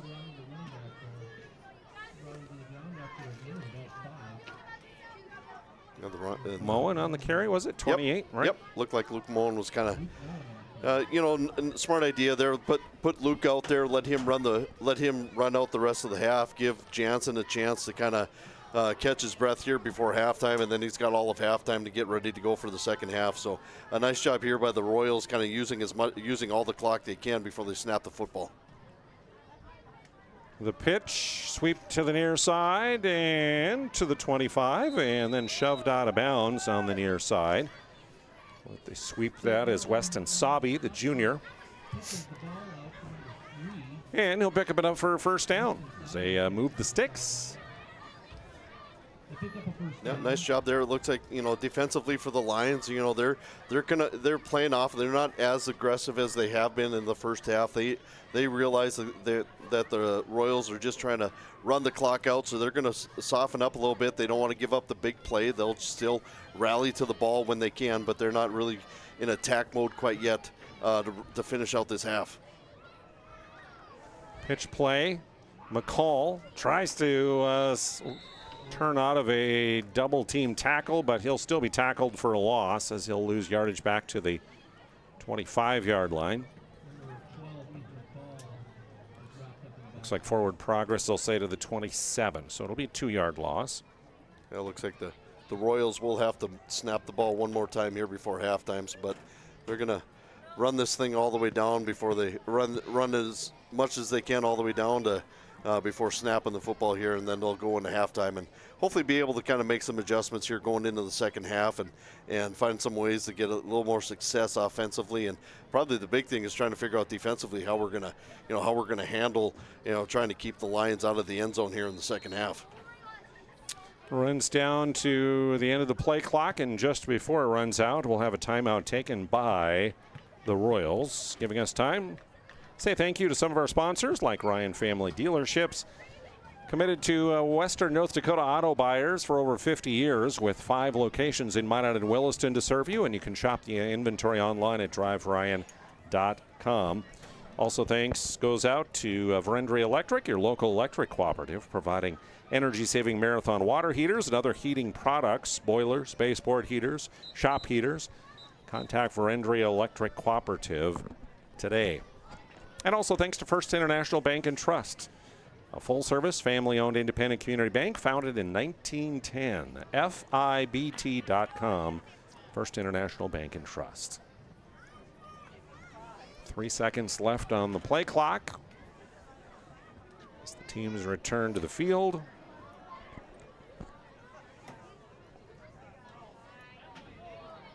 Second down and 12 for the Royals. St. Martin will go under center. Looks to pass. Good pocket. Lets it fly again up the far sideline and just overshot his intended receiver to Beal. Landed out of bounds, and so that'll be the final play of the first half. We've reached halftime here at Herb Parker Stadium. Our BNC Bank scoreboard, the Lions 42, the Royals 6. Coming up next, we'll have our Moonlight Home Improvement halftime show. This presentation on the PSP Network is proudly brought to you by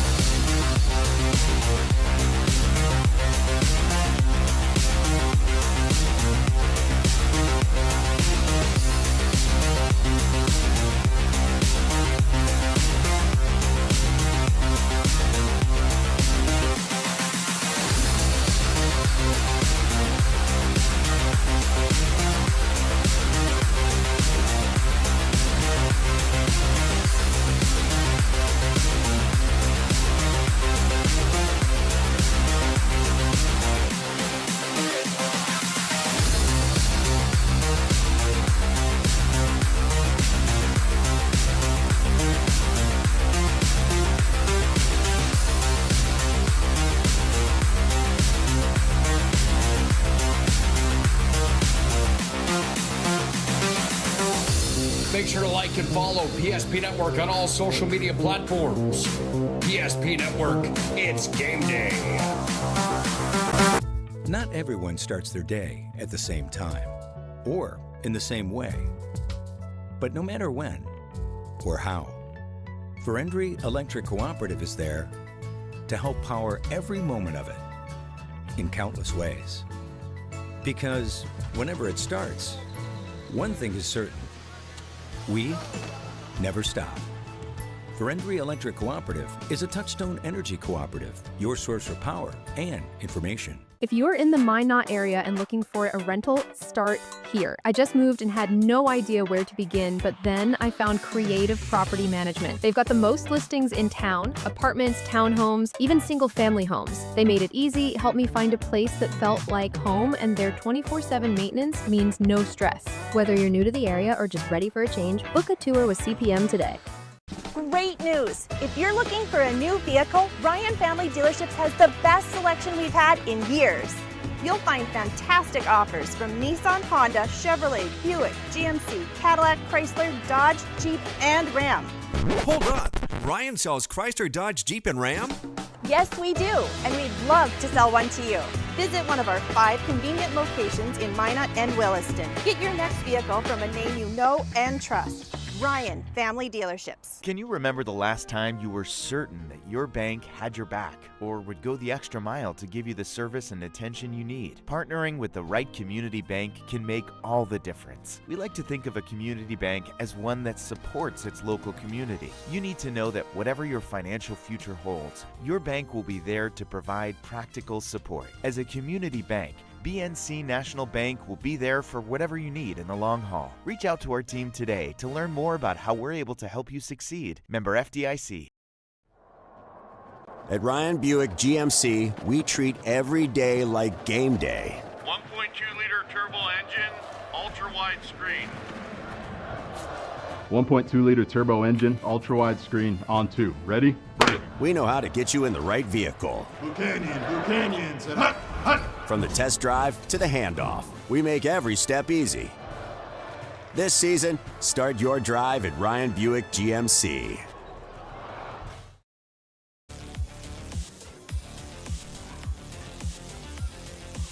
Welcome back to Herb Parker Stadium here in Minot. It's time for our Moonlight Home Improvement halftime show. Moonlight Home Improvement is your home renovation specialist in the Magic City. Maybe you're like me. You've been putting off a basement remodel, a kitchen remodel, a bathroom remodel, any interior remodel. Maybe it's been for years. Maybe it's been for decades. Raise your hand if it's been decades. That's me. Thank you. So what do you need to do? Well, call, get a free estimate with Moonlight Home Improvement. Contact Drew now at 701-721-4612. Online, you can find them at moonlighthomeimprovement.nd.com. And by the way, you mentioned PSP Network. When you talk to Drew, get 10% off your project's invoice with Moonlight Home Improvement. Well, we started off, as you kind of alluded to in our pregame, kind of a close game. But then the Lions took over from that point on. First score came with 8:08 to go in period number 1. And it was a 27-yard run for Zach Spain into the end zone. Jason kicks the extra point, 7-0. Royals would come down and respond with 4:13 to go in the first period. Capping the drive, 2-yard touchdown run by the quarterback, James Lee St. Martin, and the run failed on the 2-point conversion, so it was 7-6. And one more score happened in the first period, and that was the Lions with 3:14 to go in period 1, a 12-yard run. This time the run by Nolan Braun. The kick by Spain made it 14-6 at the end of the first quarter. But then the second happened, and the Lions scored 4 more times in that second period. Just 6 seconds in, they capped the drive with a 30-yard pass play from Altringer to Jack Pesa. Spain kicks the extra point, 21-6. With 9:55 to go on the half, a 57-yard run on the first play from scrimmage for Zach Spain. Jason kicking the extra point made it 28-6. As they get it back again with 6:37 remaining in the half. Again, first play from scrimmage, 55-yard touchdown pass from Altringer to Hayden Seay. Jason kicks the extra point. It was 35-6, and then they add on one more with 1:45 to go in the half. A 52-yard pass play from Altringer to Gus Engelhart, and the kick by Jason made it 42-6, which is our halftime score here. Some of the team and individual statistics unofficially. I have the Lions down for 352 yards of offense here in the first half, 93 for the Royals. That 352 includes 149 on the ground with 13 carries, 3 touchdowns, and 1 lost fumble. And through the air, Jake Altringer has had a pretty good first half, I would say. 6 of 6, 203 yards and 3 touchdowns. Not too bad for Altringer, the sophomore quarterback. Meanwhile, for the Royals, their 93 yards includes 57 on the ground on 21 carries and a rushing touchdown. Through the air, though, St. Martin is just 1 of 7 for 36 yards and an interception. Individual stats, Zach Spain leads rushing for the Lions. I have him down for 8 carries, 135 yards, and 2 rushing touchdowns of 27 and 57 yards. Nolan Braun, 2 carries for 10 yards, including a touchdown. And Altringer with a carry for a 4-yard gain. Titan Lundeen had a carry for no yards. The 6 complete passes for Jake. Gus Engelhart with 3 of those for 95 yards, including a 52-yard score. That 55-yard strike to Hayden Seay, a 30-yard strike to Jack Pesa, and then Owen Vibetto with a 23-yard catch. Rushing for the Royals, St. Martin 20 yards on 5 carries, including the touchdown. 8 yards for Ethan McCall on 4 carries. 5 carries, 13 yards for Landon Jansen. 5 carries for Luke Moen for 11 yards, and Weston Sabi has carried it twice for 5 yards. The 1 complete pass was to Sabi, again for 36 yards. Each team with a turnover, a fumble lost for the Lions, an interception thrown by the Royals. Royals penalties 3 for 15, while the Lions have been penalized 4 times for 50 yards. So there you go. Wasn't exactly probably the first half that the Royals were probably expecting or wanting to, but a lot of questions, a lot of things kind of need to be changed. Some adjustments hopefully were made at halftime. If you're the Lions, there wasn't a whole lot of things that went wrong other than the penalties at some inopportune times for them. So I think both offensively and defensively for the Lions, there's not a whole lot of adjustments. Just maybe some small things here or there. Now maybe a chance to get some of these younger guys in the second half to get some experience on a Friday night. For the Royals on the flip side, hopefully some changes, some adjustments made a little bit, and then just being able to go out and just execute. I mean, there's still a half to be played. The one thing you're gonna notice is that there's not a whole lot of quit and give up with these Royals. Yeah, they've kind of been behind the 8 ball a lot this year. Score-wise, kind of been lopsided, but they still go out and they go out and they play all 4 quarters and they don't quit. And with the few numbers they have, it's always an issue with guys getting tired, and that's when the injuries could come up and get you when you least expect it. But these guys don't give up, and they go in day in, day out, and they're going to come out and they're going to play just as hard in the second half as they did in the first half. And both teams, I think, they want to finish strong. I think that's the big thing that probably both coaches probably said sometime in this halftime is, hey, we want to finish the game as strong as we can. Doesn't matter what the score is now. It's still a new half has to be played. Let's just go out and win this second half. Broadcast of tonight's game here on PSP Network, being brought to you in part by Minot State University. The best way to predict your future is to create it. There are over 100 areas of study here at Minot State, and so that means you'll earn the degree for the career that you desire. And how about this? More than 96% of recent MSU grads are either employed or continuing their education, which means Minot State grads get jobs, period. Minot State University. Be seen, be heard, be you. We're on campus at Herb Parker Stadium where the Lions play their home games, and we are at halftime with the Lions leading 42-6 over the Royals. It's time for this week's PSP Network Player Performance of the Week. Powered by the Agy Foundation and Minot State University. Congratulations to this week's nominees on Big Time Games.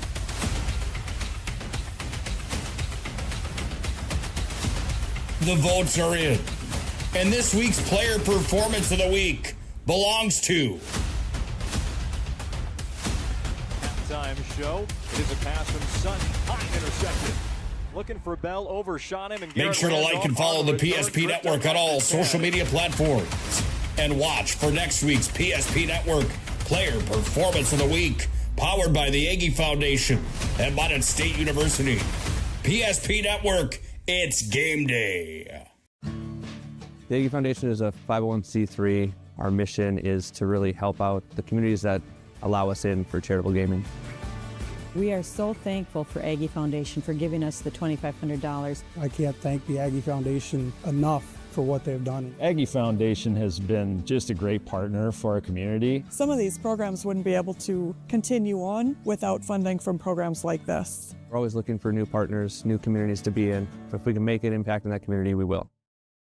We often think of frontiers as pages in a history book, a time gone by. But even in this modern world, there are new frontiers to conquer. Whether you're tending the land to grow a better tomorrow or growing a business for new opportunities, the work you do powers the world. Exploring the frontier means stepping forward, shaping the future for yourself and for those around you. First International Bank and Trust, helping you live first, one step at a time. Today, we deliver more wonderful birthdays at Trinity Health Family Birth Center. We offer all new private, family-centered suites. Our maternity team provides more personalized support, advanced care, and the reassurances of a NICU and a neonatologist on staff. Take a virtual tour at trinityhealth.org/Family Birth Center. Trinity Health, making more possible.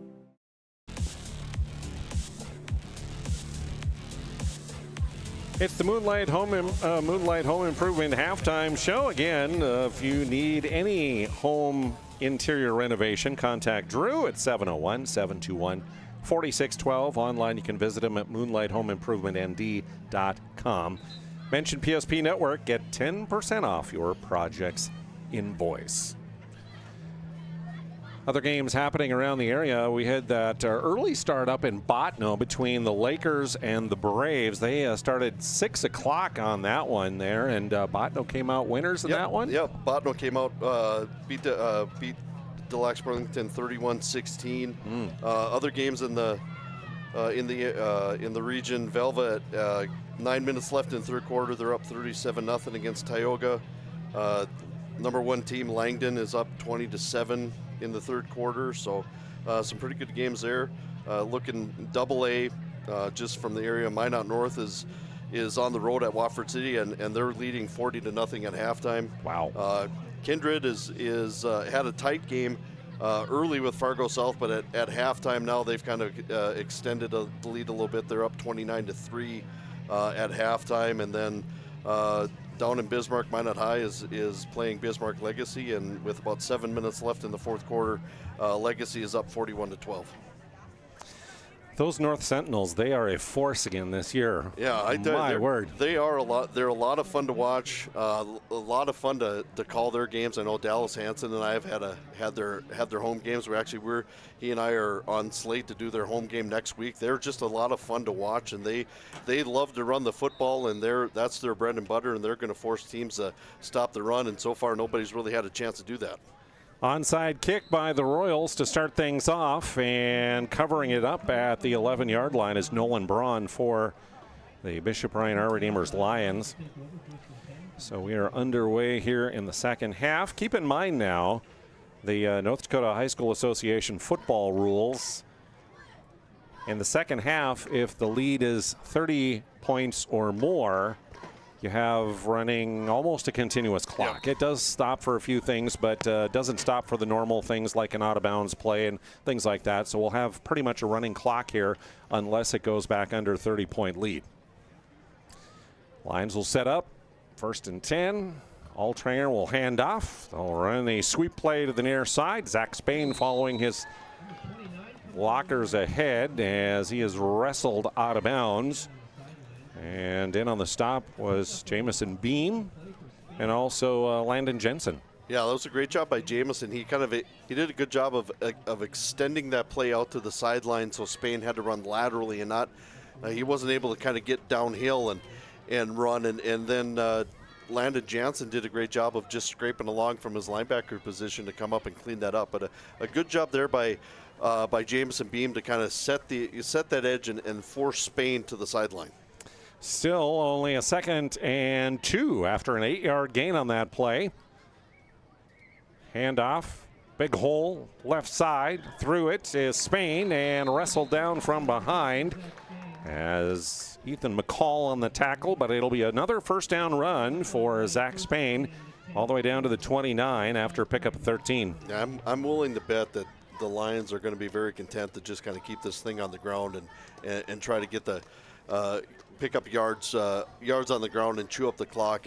And they've had success in the first half doing it. They're going to be continued success. And I would say maybe a heavy dose of the run and maybe sprinkle in maybe a little play action pass here and there. But for the most part, I see the Lions just kind of being content on keeping the ball on the ground.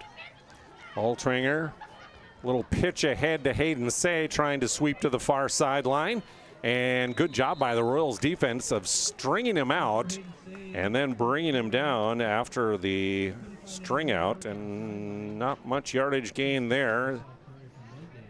Ethan McCall on the tackle, and we'll say actually no gain on the play. Right back to the 29 they'll put it. Yep. Nice job there by the Royals. Again, kind of string that play out, forced him to kind of stay lateral toward the sideline. Didn't really get a chance to get up the field. So, and a good job by McCall then just kind of clean that up. So it brings up a 2nd and 10 for the Lions. Pistol formation. Hand off to Braun. He'll try the right side. Sheds a tackle. And forward, struggling near the 20-yard line before he's eventually brought down. Nolan Braun with the run to the 20-yard line, we'll say, and that's a pickup of 9. Braun, the junior. Zach Spain, the starting running back, a sophomore. So a couple of youngins in there in the back position for the Lions.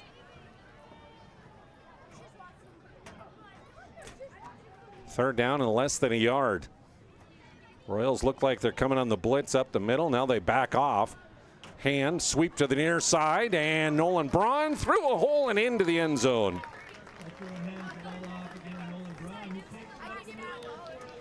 20-yard touchdown run for Nolan Braun, his 2nd TD of the ball game. Yes, as well as the Royals have done in some previous running sweep plays like that, being able to kind of extend it to the sideline. They were able that time they had the misfortune of kind of getting collapsed down and the edge wasn't set, and then Braun was able to kind of sneak into that big hole there and run untouched into the end zone for a touchdown. Spain kicks it through as we check the replay, heading into break. As Nolan Braun found room on the left side, good blocking, and prances in for another score. At Ryan Buick GMC, we treat every day like game day. 1.2-liter turbo engine, ultra-wide screen. 1.2-liter turbo engine, ultra-wide screen, on 2. Ready? We know how to get you in the right vehicle. Blue Canyons, and hut, hut. From the test drive to the handoff, we make every step easy. This season, start your drive at Ryan Buick GMC. Can you remember the last time you were certain that your bank had your back or would go the extra mile to give you the service and attention you need? Partnering with the right community bank can make all the difference. We like to think of a community bank as one that supports its local community. You need to know that whatever your financial future holds, your bank will be there to provide practical support. As a community bank, BNC National Bank will be there for whatever you need in the long haul. Reach out to our team today to learn more about how we're able to help you succeed. Member FDIC. Here's the kick by Spain. It'll be picked up on the 15-yard line. Struggling to the far side.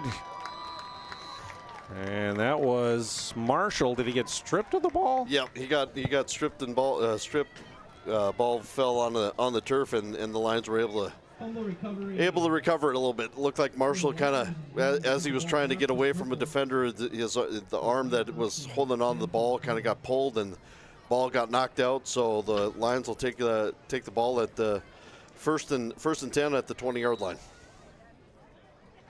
Second turnover of the night for the Royals. And so it'll be at the Royals 20-yard line that the Lions have it. Now we see a lot of new faces into the ball game with them up 49-6.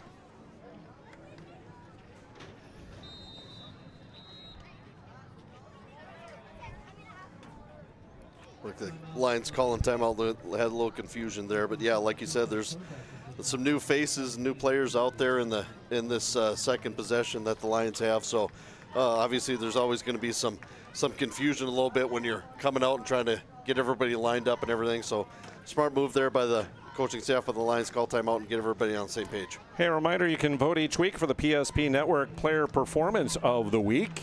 The nominees are posted on social media each Monday. Winners announced later in the week around Thursday. The Player Performance of the Week brought to you in part by the Agy Foundation. You can learn about their charitable work at agyfoundation.com.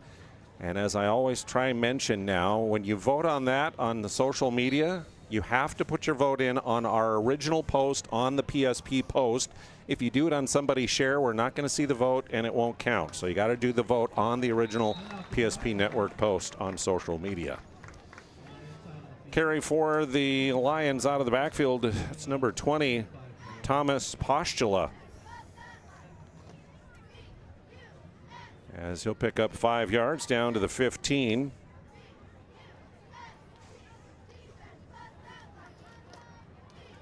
Two receivers to the near side, one to the high side. Now in a quarterback for them is number 7. That's Liam Heeb. He'll give to Postula, sweeping around the right side. Tripped up as he crosses the 10-yard line. As reaching out and getting a piece was Weston Sabi. Down to the 8, we'll say. So pickup of 7 for Postula on that carry, and another handoff. Run inside the 5-yard line. Second and goal upcoming for the Lions here from the 4 after a 4-yard gain on that run.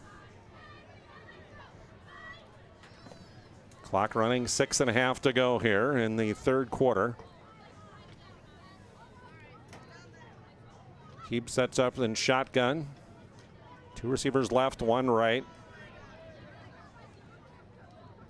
The give to Postula again, right side, and short gain as he is wrapped up there. And I think the first one in on the tackle was Landon Jansen.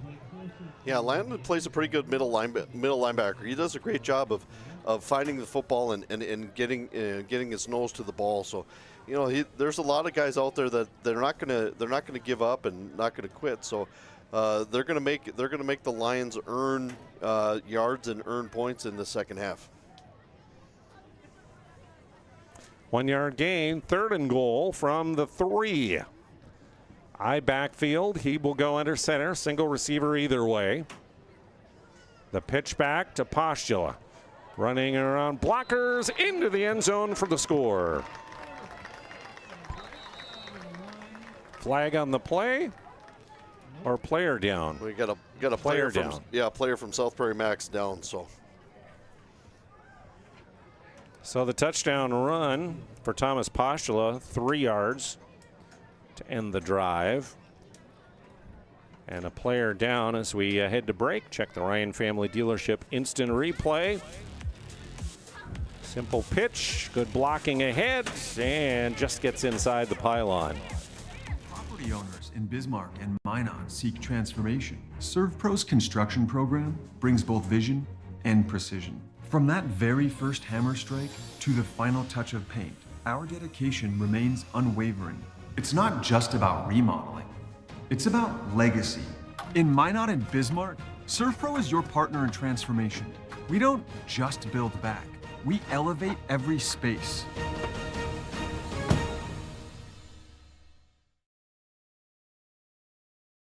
Since 2003, the architects and engineers at Acriman Esold have been enhancing everyday life.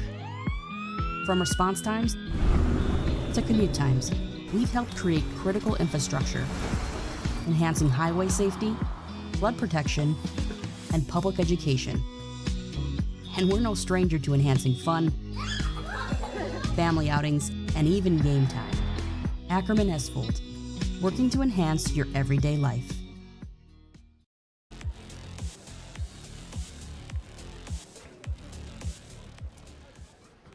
A injured Royal walking off with a little assistance is Brendan Vovilla.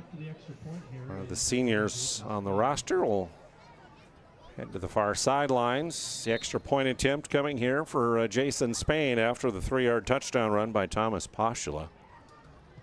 And Spain is up and good. No, it's good and it's wide. My mistake. No good on the extra point. So with 5:15 remaining here in the third quarter, Lions increase their lead to 55-6 on our BNC Bank scoreboard. I was just about to say, in Division A football, it's so nice to have a good kicker like Jason Spain, and then he missed that one. But he is a good kicker. Oh yeah, really good kicker. He's done a great job today, and even last week too. Kicking the ball, and where you really notice it is on the kickoffs, and when you have a guy that can consistently kick it out of the back of the end zone, and you set the offense up deep in their own end. Anytime you have a lead like that, and you can get and you can pin the offense back, that allows your defense to kind of just pin the ears back and be aggressive.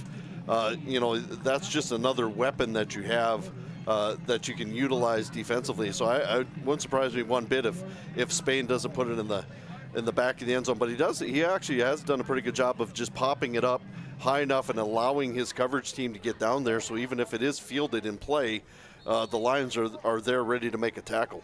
ServePro helping to bring you our broadcast, 24/7 emergency service, trained technicians, advanced technology. When you need fire and water restoration and cleanup, contact ServePro.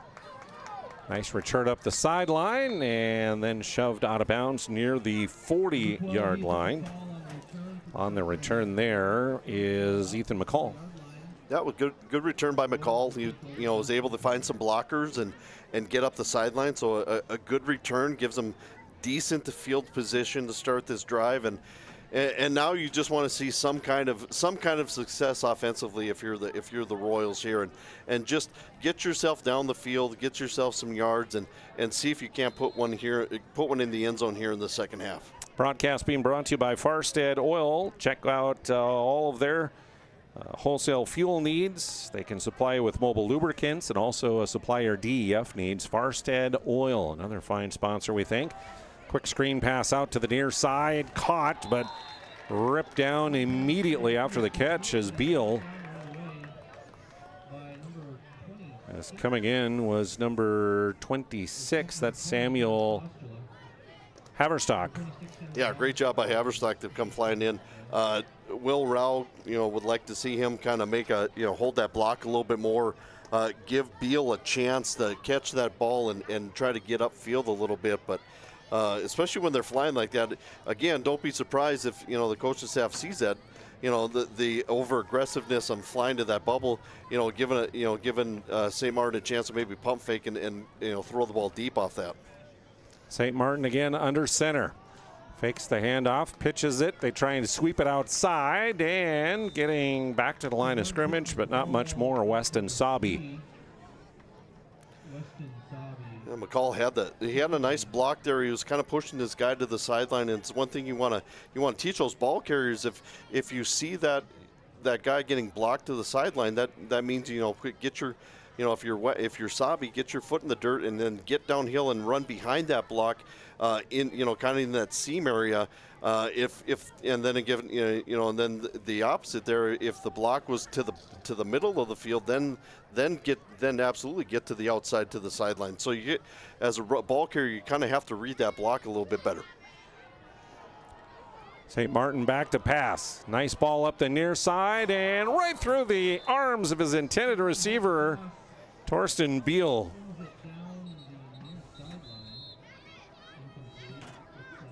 Tough over the shoulder catch, but Beal Just had it slip right through his arms. Yeah, that's unfortunate because, St. Martin had some time to throw the ball, and we've seen him. He throws a nice football.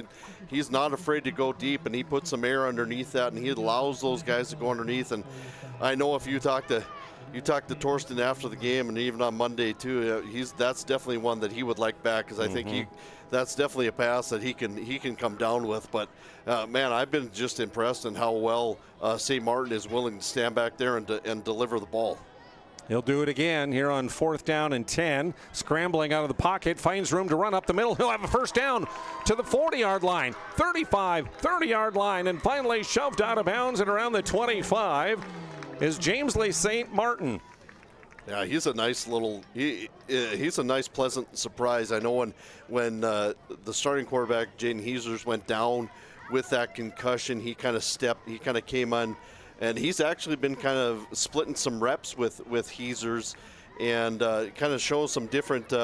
A different aspect of the game here. Jaden Heesers, he's kind of a downhill runner as well, much like Landon Jansen is, where St. Martin's more of the shifty guy that kind of likes to get out, and we just saw it on that run. He made a couple guys miss, and he was half a step away from really breaking that one to the house. 4th and 10, he gets 36. Here now the handoff and another strong run right up the middle by the Royals.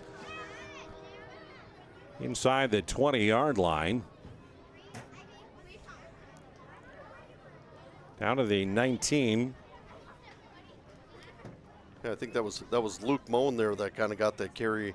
He's another one that kind of has impressed me in the few games that I've been able to see him play, and he runs hard too. He kind of gets behind those blockers, and he's kind of short enough where he can kind of get behind those offensive linemen, and as a defender you don't really know where that ball carrier is, and that's why he's able to get 4 or 5 yards.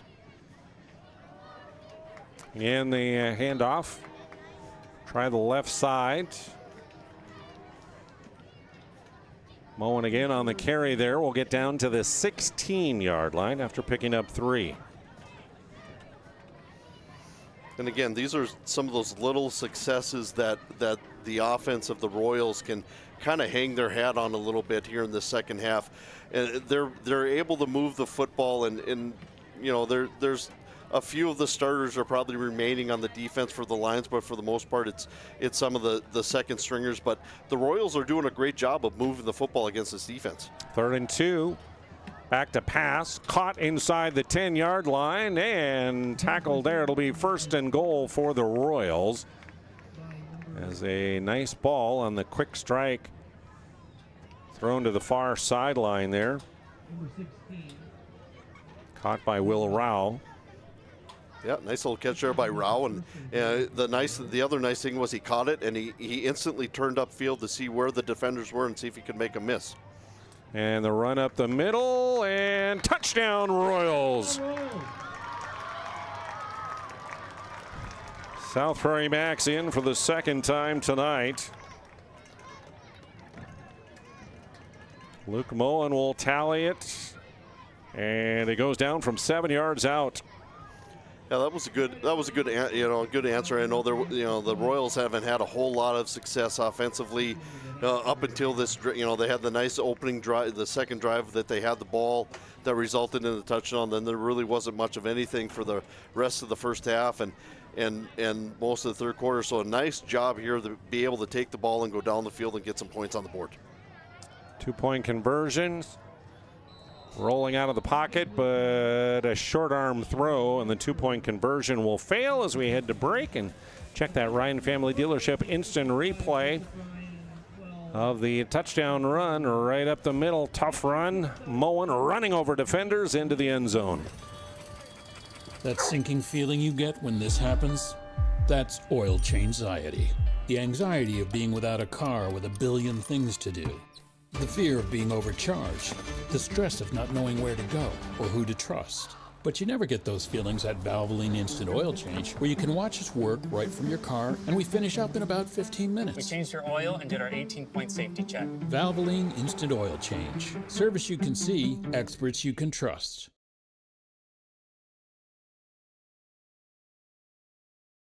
If If you're in the Minot area and looking for a rental, start here. I just moved and had no idea where to begin, but then I found Creative Property Management. They've got the most listings in town, apartments, townhomes, even single-family homes. They made it easy, helped me find a place that felt like home, and their 24/7 maintenance means no stress. Whether you're new to the area or just ready for a change, book a tour with CPM today.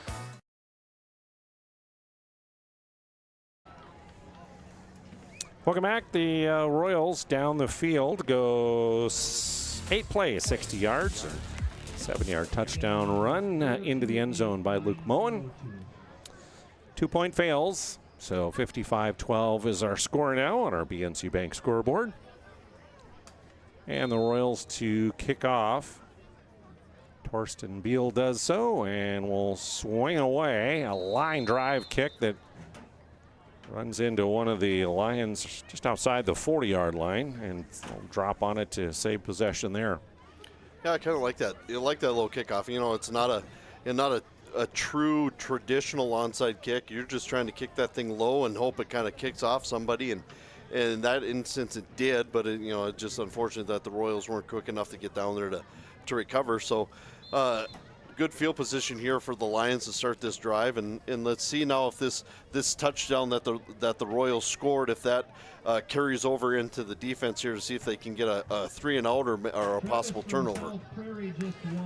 Starting the fourth quarter here as the clock continues to run, and Liam Heeb taking over reins.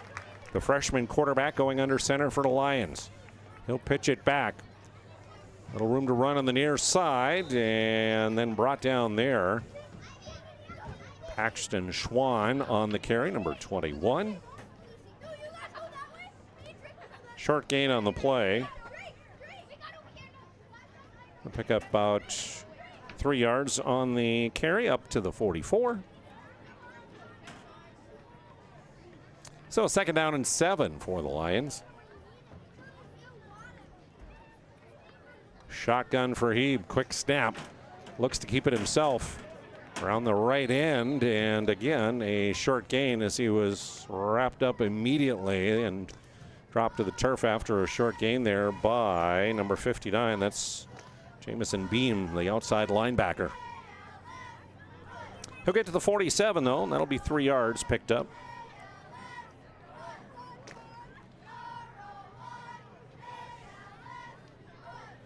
Still brings up a 3rd down and 4. The pitch ahead. This is Seay, not Hayden, but instead his younger brother, Peyton Seay. Enough for a 1st down. He'll get to the 45 of the Royals.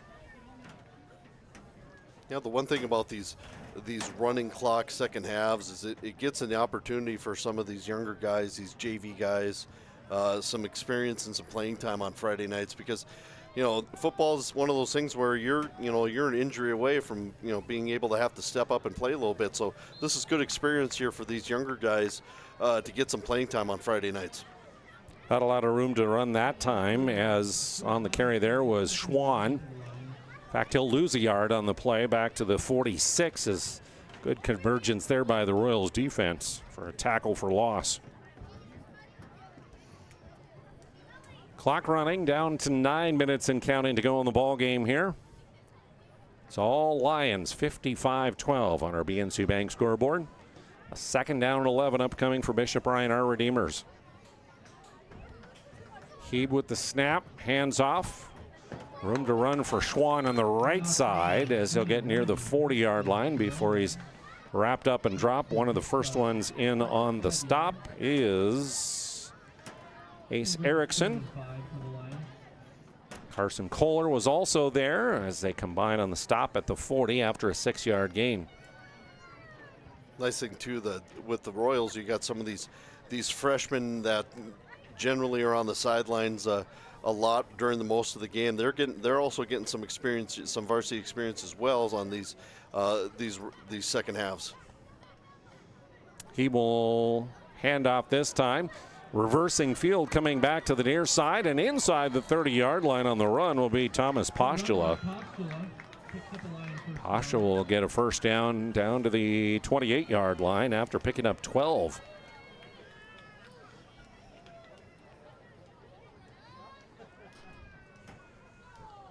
So 1st and 10 Lions as we thank Planet Pizza for their sponsorship. For delivery, call 701-852-1700. You can stop in and pick it up. They got a great lunch buffet. Huge lunch buffet. Check that out, lunchtime. And of course, their laser tag, very popular. Handoff again, right side the run. Postula again on the carry. How about that for the Lions? Your starting quarterback a sophomore, and then your backup a freshman. Yeah, that's kind of a nice little luxury that the Lions are going to have. They're going to, Altringer's just going to continue to improve the rest of this season, and knowing that you're going to have him for another couple of years, but then you're also giving your freshman backup some nice experience as well in these varsity games, knowing that if need be, you can turn to him in a crunch as well. 2nd and 10. He'll pitch it back. Postula finds room to run on the left side, inside the 20, and inside the 15 is Thomas Postula, as he'll be down finally at the 14-yard line. A burst of speed, another speedster for the Lions. Yeah, they're just going to have an embarrassment of riches there with, you got Spain and you've got the Seay and Engelhardt on the outside, your receivers that can run those go routes, but then you also have Postula back there that's just kind of, after you wear down the defense, you throw another speedster out there, and he's been able to kind of be a little shifty and get run away from some tacklers. Question I need to ask Ben Belinsky.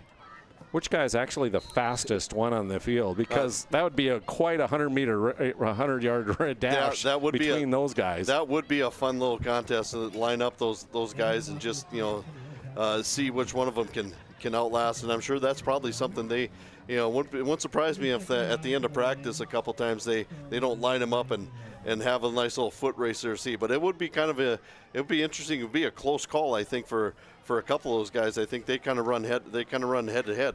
No gain on the play. 2nd down and 8 from the 14. Quick handoff. Shedding a tackle. Now 2 tackles, and down inside the 10-yard line. Near the 5-yard line on the carry. Was that Schwann that time? Yep, that was Schwann. Paxton, yep. He's a nice little compliment. He's got a little shiftiness to him too, but he was able to the nice thing was, as a running back, he was able to keep his legs going and absorb those first couple contact of those tacklers, and because he kept his legs going and his feet going, he was able to kind of break through those tackles and gain a few more yards. He'll pick up 8 on that one, and a 3rd down and 2 upcoming from the 6. He will go under center. I formation. Gives to the fullback and into the end zone. It is Schwann with the touchdown. Yeah, you could tell the Royals kind of came up and kind of with a sellout blitz, and Schwann was able to kind of get through that first wave of defenders, and unfortunately for the Royals, there really wasn't a whole lot left there to kind of keep him out of the end zone. So a nice little touchdown there by Schwann. I'm sure that's something that he's kind of excited to get a score on a Friday night. 8-play drive as they go 55 yards for the score. 6-yard scamper into the end zone for Paxton Schwann, and here's the extra point attempt by Spain, and good on that one. So as we head to break, we look at Schwann's run right up the middle.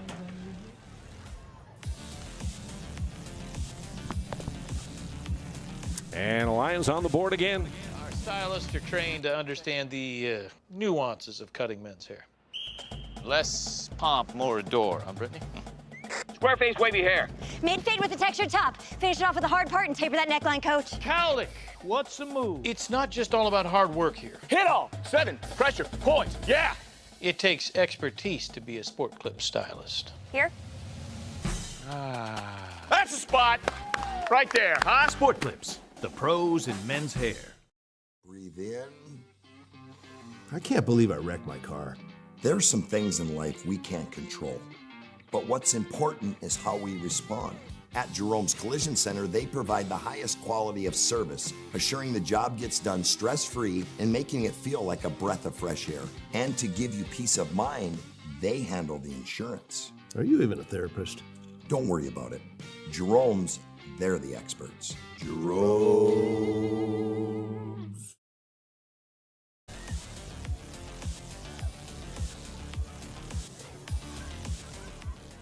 Welcome back to Herb Parker Stadium here in Minot. Teams lining up for the kickoff after Paxton Schwann ran it in from 6 yards out. Jason Spain with the approach at the 40 and the boot. And we got a flag and a false start is going to be called against Bishop Ryan R. Redeemer. Somebody a little anxious.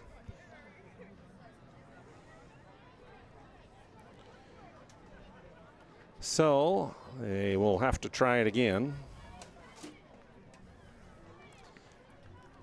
Looks like Zach Spain on the kick. We have a Spain kicking, but it's Zach. But it's Zach Spain kicking off. So I'm sure the thing with the kickoff team's probably used to his brother's rhythm as far as getting up there, and so that's probably one reason why you probably had that false start. But again, you probably had a guy that was a little anxious to get down the field too. Line drive kick just outside the 20 fielded. Running to the far sidelines and just shy of the 35-yard line down there. On the return is Marshall. Number 7, Oliver Marshall with the return. So 2:47 remaining in the game. Royals will get it back here. Ball will be spotted at the 34-yard line. Coming up after the conclusion, of course, stick with us for our planning team financial advisor, Shots Crossroads post-game report. Quick handoff, hole through the A-gap left side, and a nice run across the 40-yard line. As on the carry there was Luke Moen, the sophomore. Picks up yardage to the 42. So a nice 8-yard gain.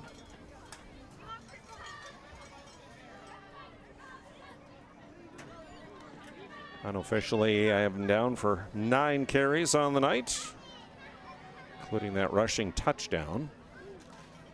Handoff again, good hard run through the right side of the line. Enough for a first down across the 45, as he will get up and head off to the sideline, but they move the sticks as he gets to the 48.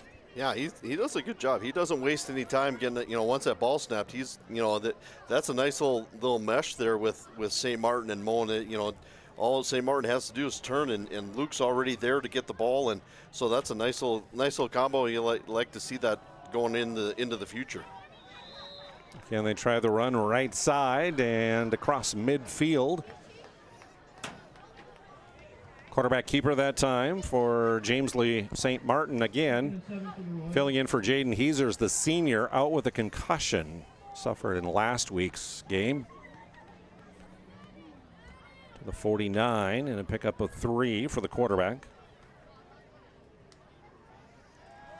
Back to pass. Scrambling. Throwing on the run. And that one caught. Was he in bounds though? No, he is out of bounds. So it'll be incomplete. But again, you got to be impressed with St. Martin on the run, tossing that ball. I mean, his arm strength is just wow. Well, he's a big, strong kid. You see him on the basketball floor, and you'll see him a couple times, during the season, Jonas, when PSP calls a couple of our games, but. He's just a big, strong kid. He plays basketball. He's a physical player. He likes the contact. But yeah, you get him out in space and let him roll. And yeah, he's got a nice arm. There's some nice things that I see out of these Royals that going into these last couple games, and not only the last couple games, but the next couple years in the future. Final score in this one on the BNC Bank scoreboard: Lions 62, Royals 12. Our planning team financial advisor, Shots Crossroads postgame, comes up next. Presentation on the PSP Network. is proudly brought to you by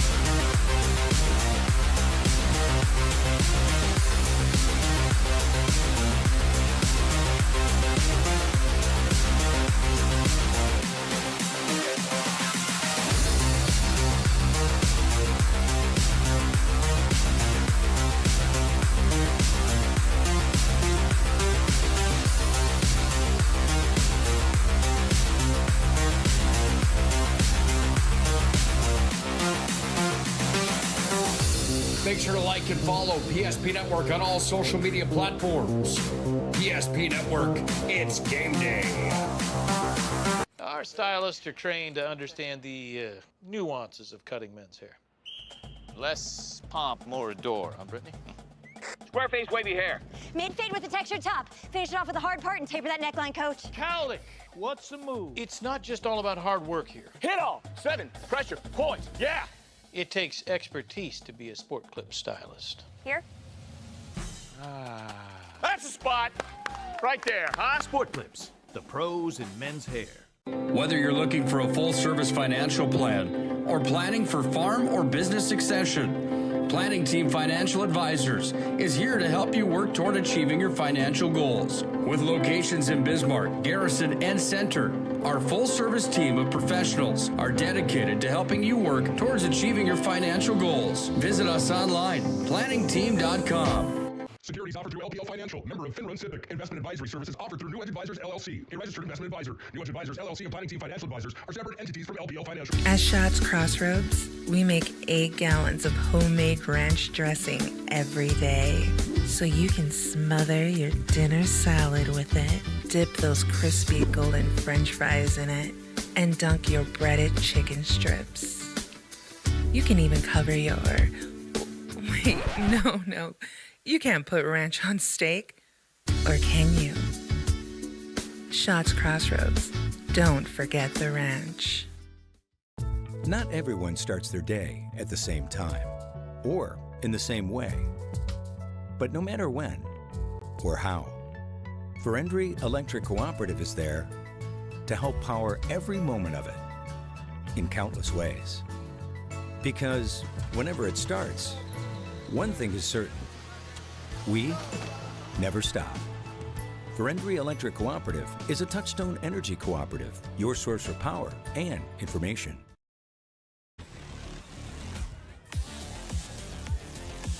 Welcome back to Herb Parker Stadium here in Minot and our Planning Team Financial Advisor Shots Crossroads postgame show. A reminder, whether you're looking for a full-service financial plan or planning for farmer business succession, Planning Team Financial Advisors here to help you work toward achieving your financial goals. You can learn more online at planningteam.com. Planning Team Financial Advisors, helping clients work toward financial freedom. Also, thanks to Shots Crossroads, your post-game headquarters. Stop in and order from their delicious menu, including the world-famous number 99 hash brown combo, the delicious caramel rolls. Man, I could go for one of those right now. That'd be so good. Or their cheeseburgers, or boy, on and on the list goes. And you can also order to go. ShotsCrossroads.com. You can do that as well. All right, so it's a 62-12 win for the Bishop Ryan Lions here tonight. Scoring summary, we did first half at halftime, so we'll do second half scoring for you. Our halftime score was 42-6 in favor of the Lions, and 3 touchdowns put up in the third quarter. 2 of those by the Lions, including with 8:47 to go. It was a 20-yard run by Nolan Braun into the end zone to cap the drive. Spain kicks the extra point, making it 49-6. Then with 5:24 remaining in the third period, Thomas Postula, the backup running back, comes in and runs in for a 3-yard score. The kick is no good, so it was 55-6. The Royals respond, run down the field, and with 7 seconds to go in the period, they punch it in for the second time tonight. 7-yard touchdown run there by Luke Moen, and the sophomore makes it 55-12 as the pass play failed for 2. Then in the fourth quarter, just one score on the board, and that came with 3:46 remaining in the game as the Lions cap off the drive, a 6-yard run into the end zone by Paxton Schwann, and the sophomore adds 6 more with Jason Spain adding the extra point, making it 62-12 as our final score here tonight. We take time to name our Sport Clip MVP of the game, and for the Bishop Ryan Lions, a lot of choices that we could have. They had a lot of guys that excelled on the field, both starters and backups tonight. But above all of them, I think we got to go with Jake Altringer, the Lions starting quarterback, the sophomore, with a 7-for-7 passing night, 203 yards and 3 touchdowns. 30, 55, and 52 were those scoring strikes. Yeah, I was impressed. I said during the break, when we were trying to decide the MVP, and I said, as a former quarterback, I always kind of like to give the nod to those quarterbacks. There were some times he had to stay in the pocket there, and he took some shots from some Royal defenders, but he was able to deliver some nice balls, made some nice passes, and had got the benefit of some guys kind of running free out of some busted coverages, but it still stayed back there. Calls a good game. He can run the ball if he wants to, but yeah, he's very poised back there. I really like to see, and the scary thing I think for this region is he's only a sophomore, and he's only going to continue to get better, and you've got your running back Zach Spain, only a sophomore. I mean, there's a lot of youth on this Lion ball club that's going to, by the time these guys are seniors, they're gonna contend for a region title or maybe even a state title as well. So it's gonna be fun if you're a Lions fan to see these guys mature and grow. But it all starts with your field general, your signal caller, and Altringer. So like you said, it could have gone to one of many that could have had the MVP, but I think it kind of starts and ends with him. Jake Altringer, again, your Sport Clip MVP of the game. A reminder, Sport Clips is the home of the MVP haircut experience. Nothing comes close to making you feel like an MVP like Sport Clips. You can check in with a hairstylist at sportclips.com. We'll take a break here on our post game. Back with a look at the team and individual numbers as we wrap things up tonight here on PSP Network. At Ryan Buick GMC, we treat every day like game day. 1.2-liter turbo engine, ultra-wide screen. 1.2-liter turbo engine, ultra-wide screen, on 2. Ready?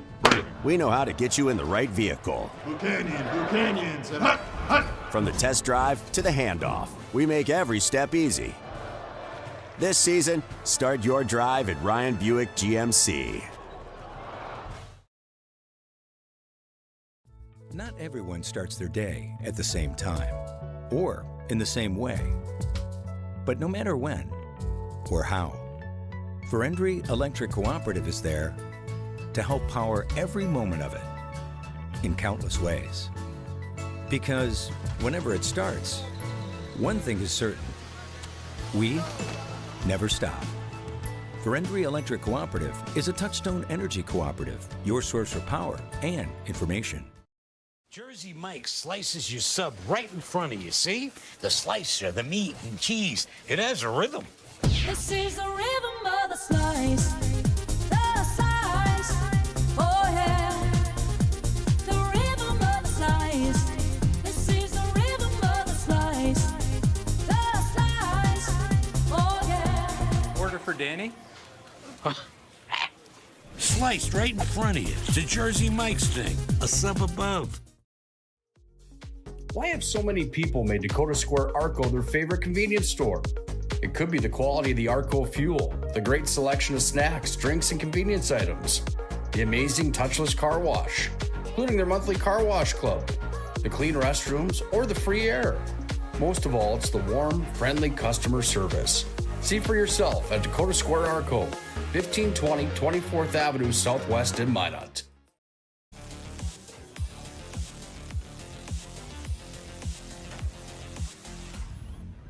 Welcome back to our planning team financial advisor, Shots Crossroads post-game show. 62-12, our final tonight in favor of the Lions.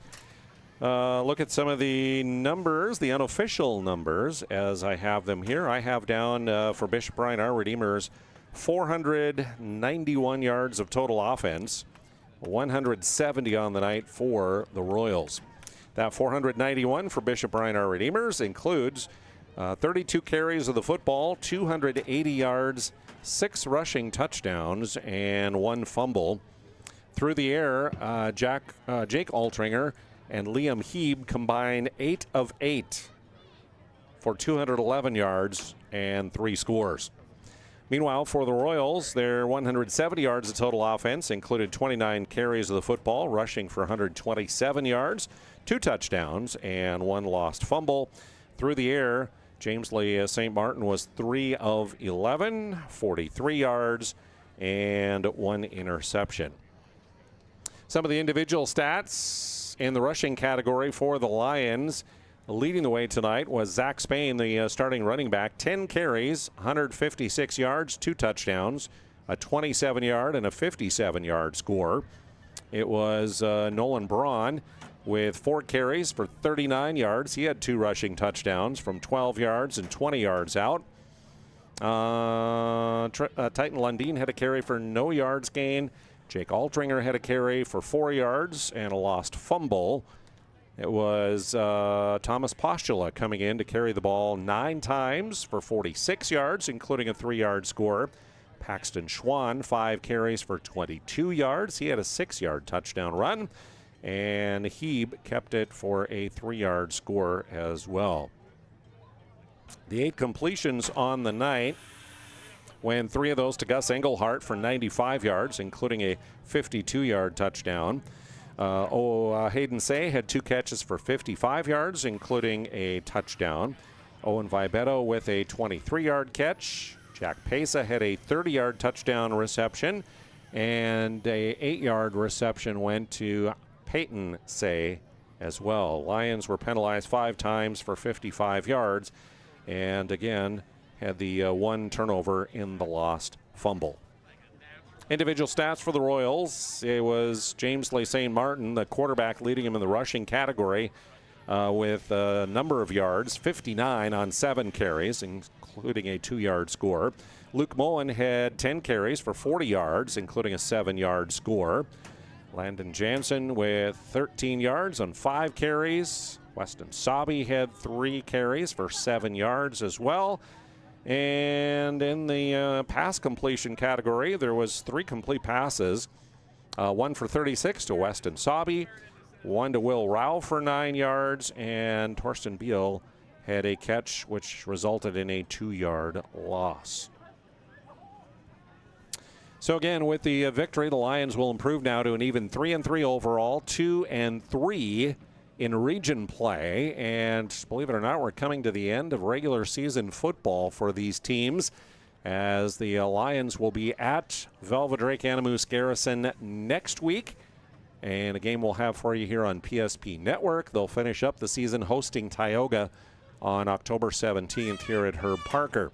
Meanwhile, for the Royals, next on the schedule for them is a trip to Tioga to take on the Pirates next week. And then they'll finish up hosting Velva-Drake-Anamoose Garrison 2 weeks from tonight on the 17th to finish up the regular season. That leaves us with one more order of business. It is our Magic City Home Leisure move of the game. It's time to bring a spa into your home. Everything pointing toward this being a long, hard winter.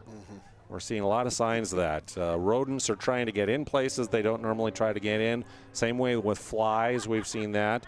The choke cherries were just all over, busting off the branches, so for the birds. The acorns, they say, are abundant and huge for the squirrels, so it's going to be a long, cold winter. So call Magic City Home Leisure, South Broadway in Minot, and their great sales team can line you up with a spa, a sauna, or a game for your game room that will help occupy your time during this long, cold winter to come. How about that lead in? Well, what's your move of the game, Corey? Well, it's not really exciting to hear, but we're going a little unconventional here for the move of the game. We talked about it. It could have been one of many of the long runs or the passes, but I think for me, we're going to give some love to the special teams here, and we're going to name Jason Spain our move of the game. He was 8 of 9 on extra point kicks. Mm-hmm. But what really impressed me, what I really liked, was the fact that he was able to kind of really pin the Royals offense on the kickoffs. He had a bunch of them that went out of the end zone. When he did have the kicks in play, they didn't get the Royals didn't really get a consistent long returns off them. So they really had pinned the Royals offense from the get-go. And I think and Jason, give him a lot of credit. He does very well for the job that he has as kicking the football, and so the extra points, the starting field position that the Royals would have to have as a result of the kickoffs, by far really kind of allowed the Lions defense to kind of really play aggressive and loose. Yeah, absolutely. Your move of the game brought to you by Magic City Home Leisure, and I think we have it in here. Next week's schedule. Yeah, that's next week already, 10-6. Wow, time's flying by here. A couple volleyball matches. We got South Prairie-Max, DLB, and MLS Velva. They're coming up on Tuesday night. More volleyball on Thursday night, including North against Minot, that crosstown rivalry, Legacy and Bismarck, and then Berthold and our Redeemers on Thursday, and then another slate of football games next Friday night here on PSP Network, including Legacy Bismarck, Minot and Century, St. Mary's and Dickinson, Devils Lake and North, and the game that I'll be headed to along with Chad is Bishop Ryan in Velva, taking on the Aggies. Anytime you get the Aggies and Lions, it's quite a rivalry. Yeah, so that's always a fun one, and you can almost in those games you can almost throw the records out the window, because that's something that, like you said, it's a long-standing rivalry between those two programs, and so that's going to be a knockout, drag-out fight there. So that'll wrap things up here from Herb Parker Stadium. Thanks for tuning in tonight. A huge thank you to all of our sponsors for helping to bring you our broadcast. Please make note of them. Give them first opportunity for your business. That's the best way you can thank them for their support as we help to spotlight these athletes. And a huge thank you again to Cole Edwards, the AD at Bishop Ryan, for his accommodation of our broadcast. Always good to work with him on helping to cover Lions home events. Have a great weekend. Stay warm, folks. It's going to get cold, believe it or not. And we'll talk to you again next week.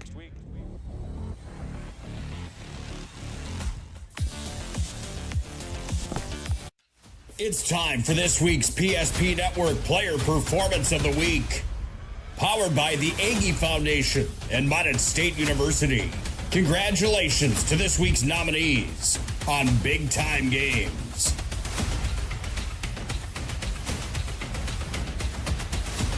The votes are in. And this week's Player Performance of the Week belongs to...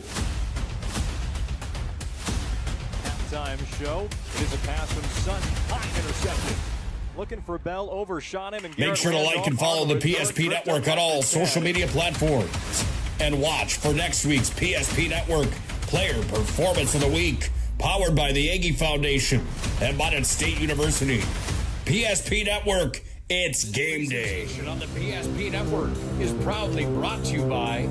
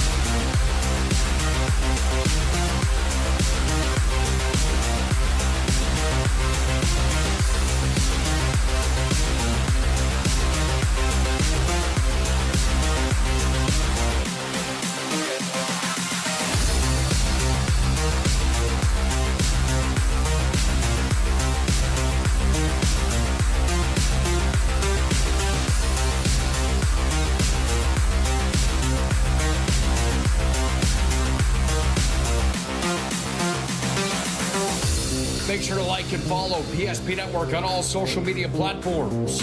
PSP Network, it's game day. Every football fan has their Sunday routine. Maybe it's setting your lineup, firing up the grill, or claiming your spot on the couch. But the center of every Sunday is the drive. The morning drive home before kickoff. The drive to your buddy's watch party. Wherever you're headed, we can take you there.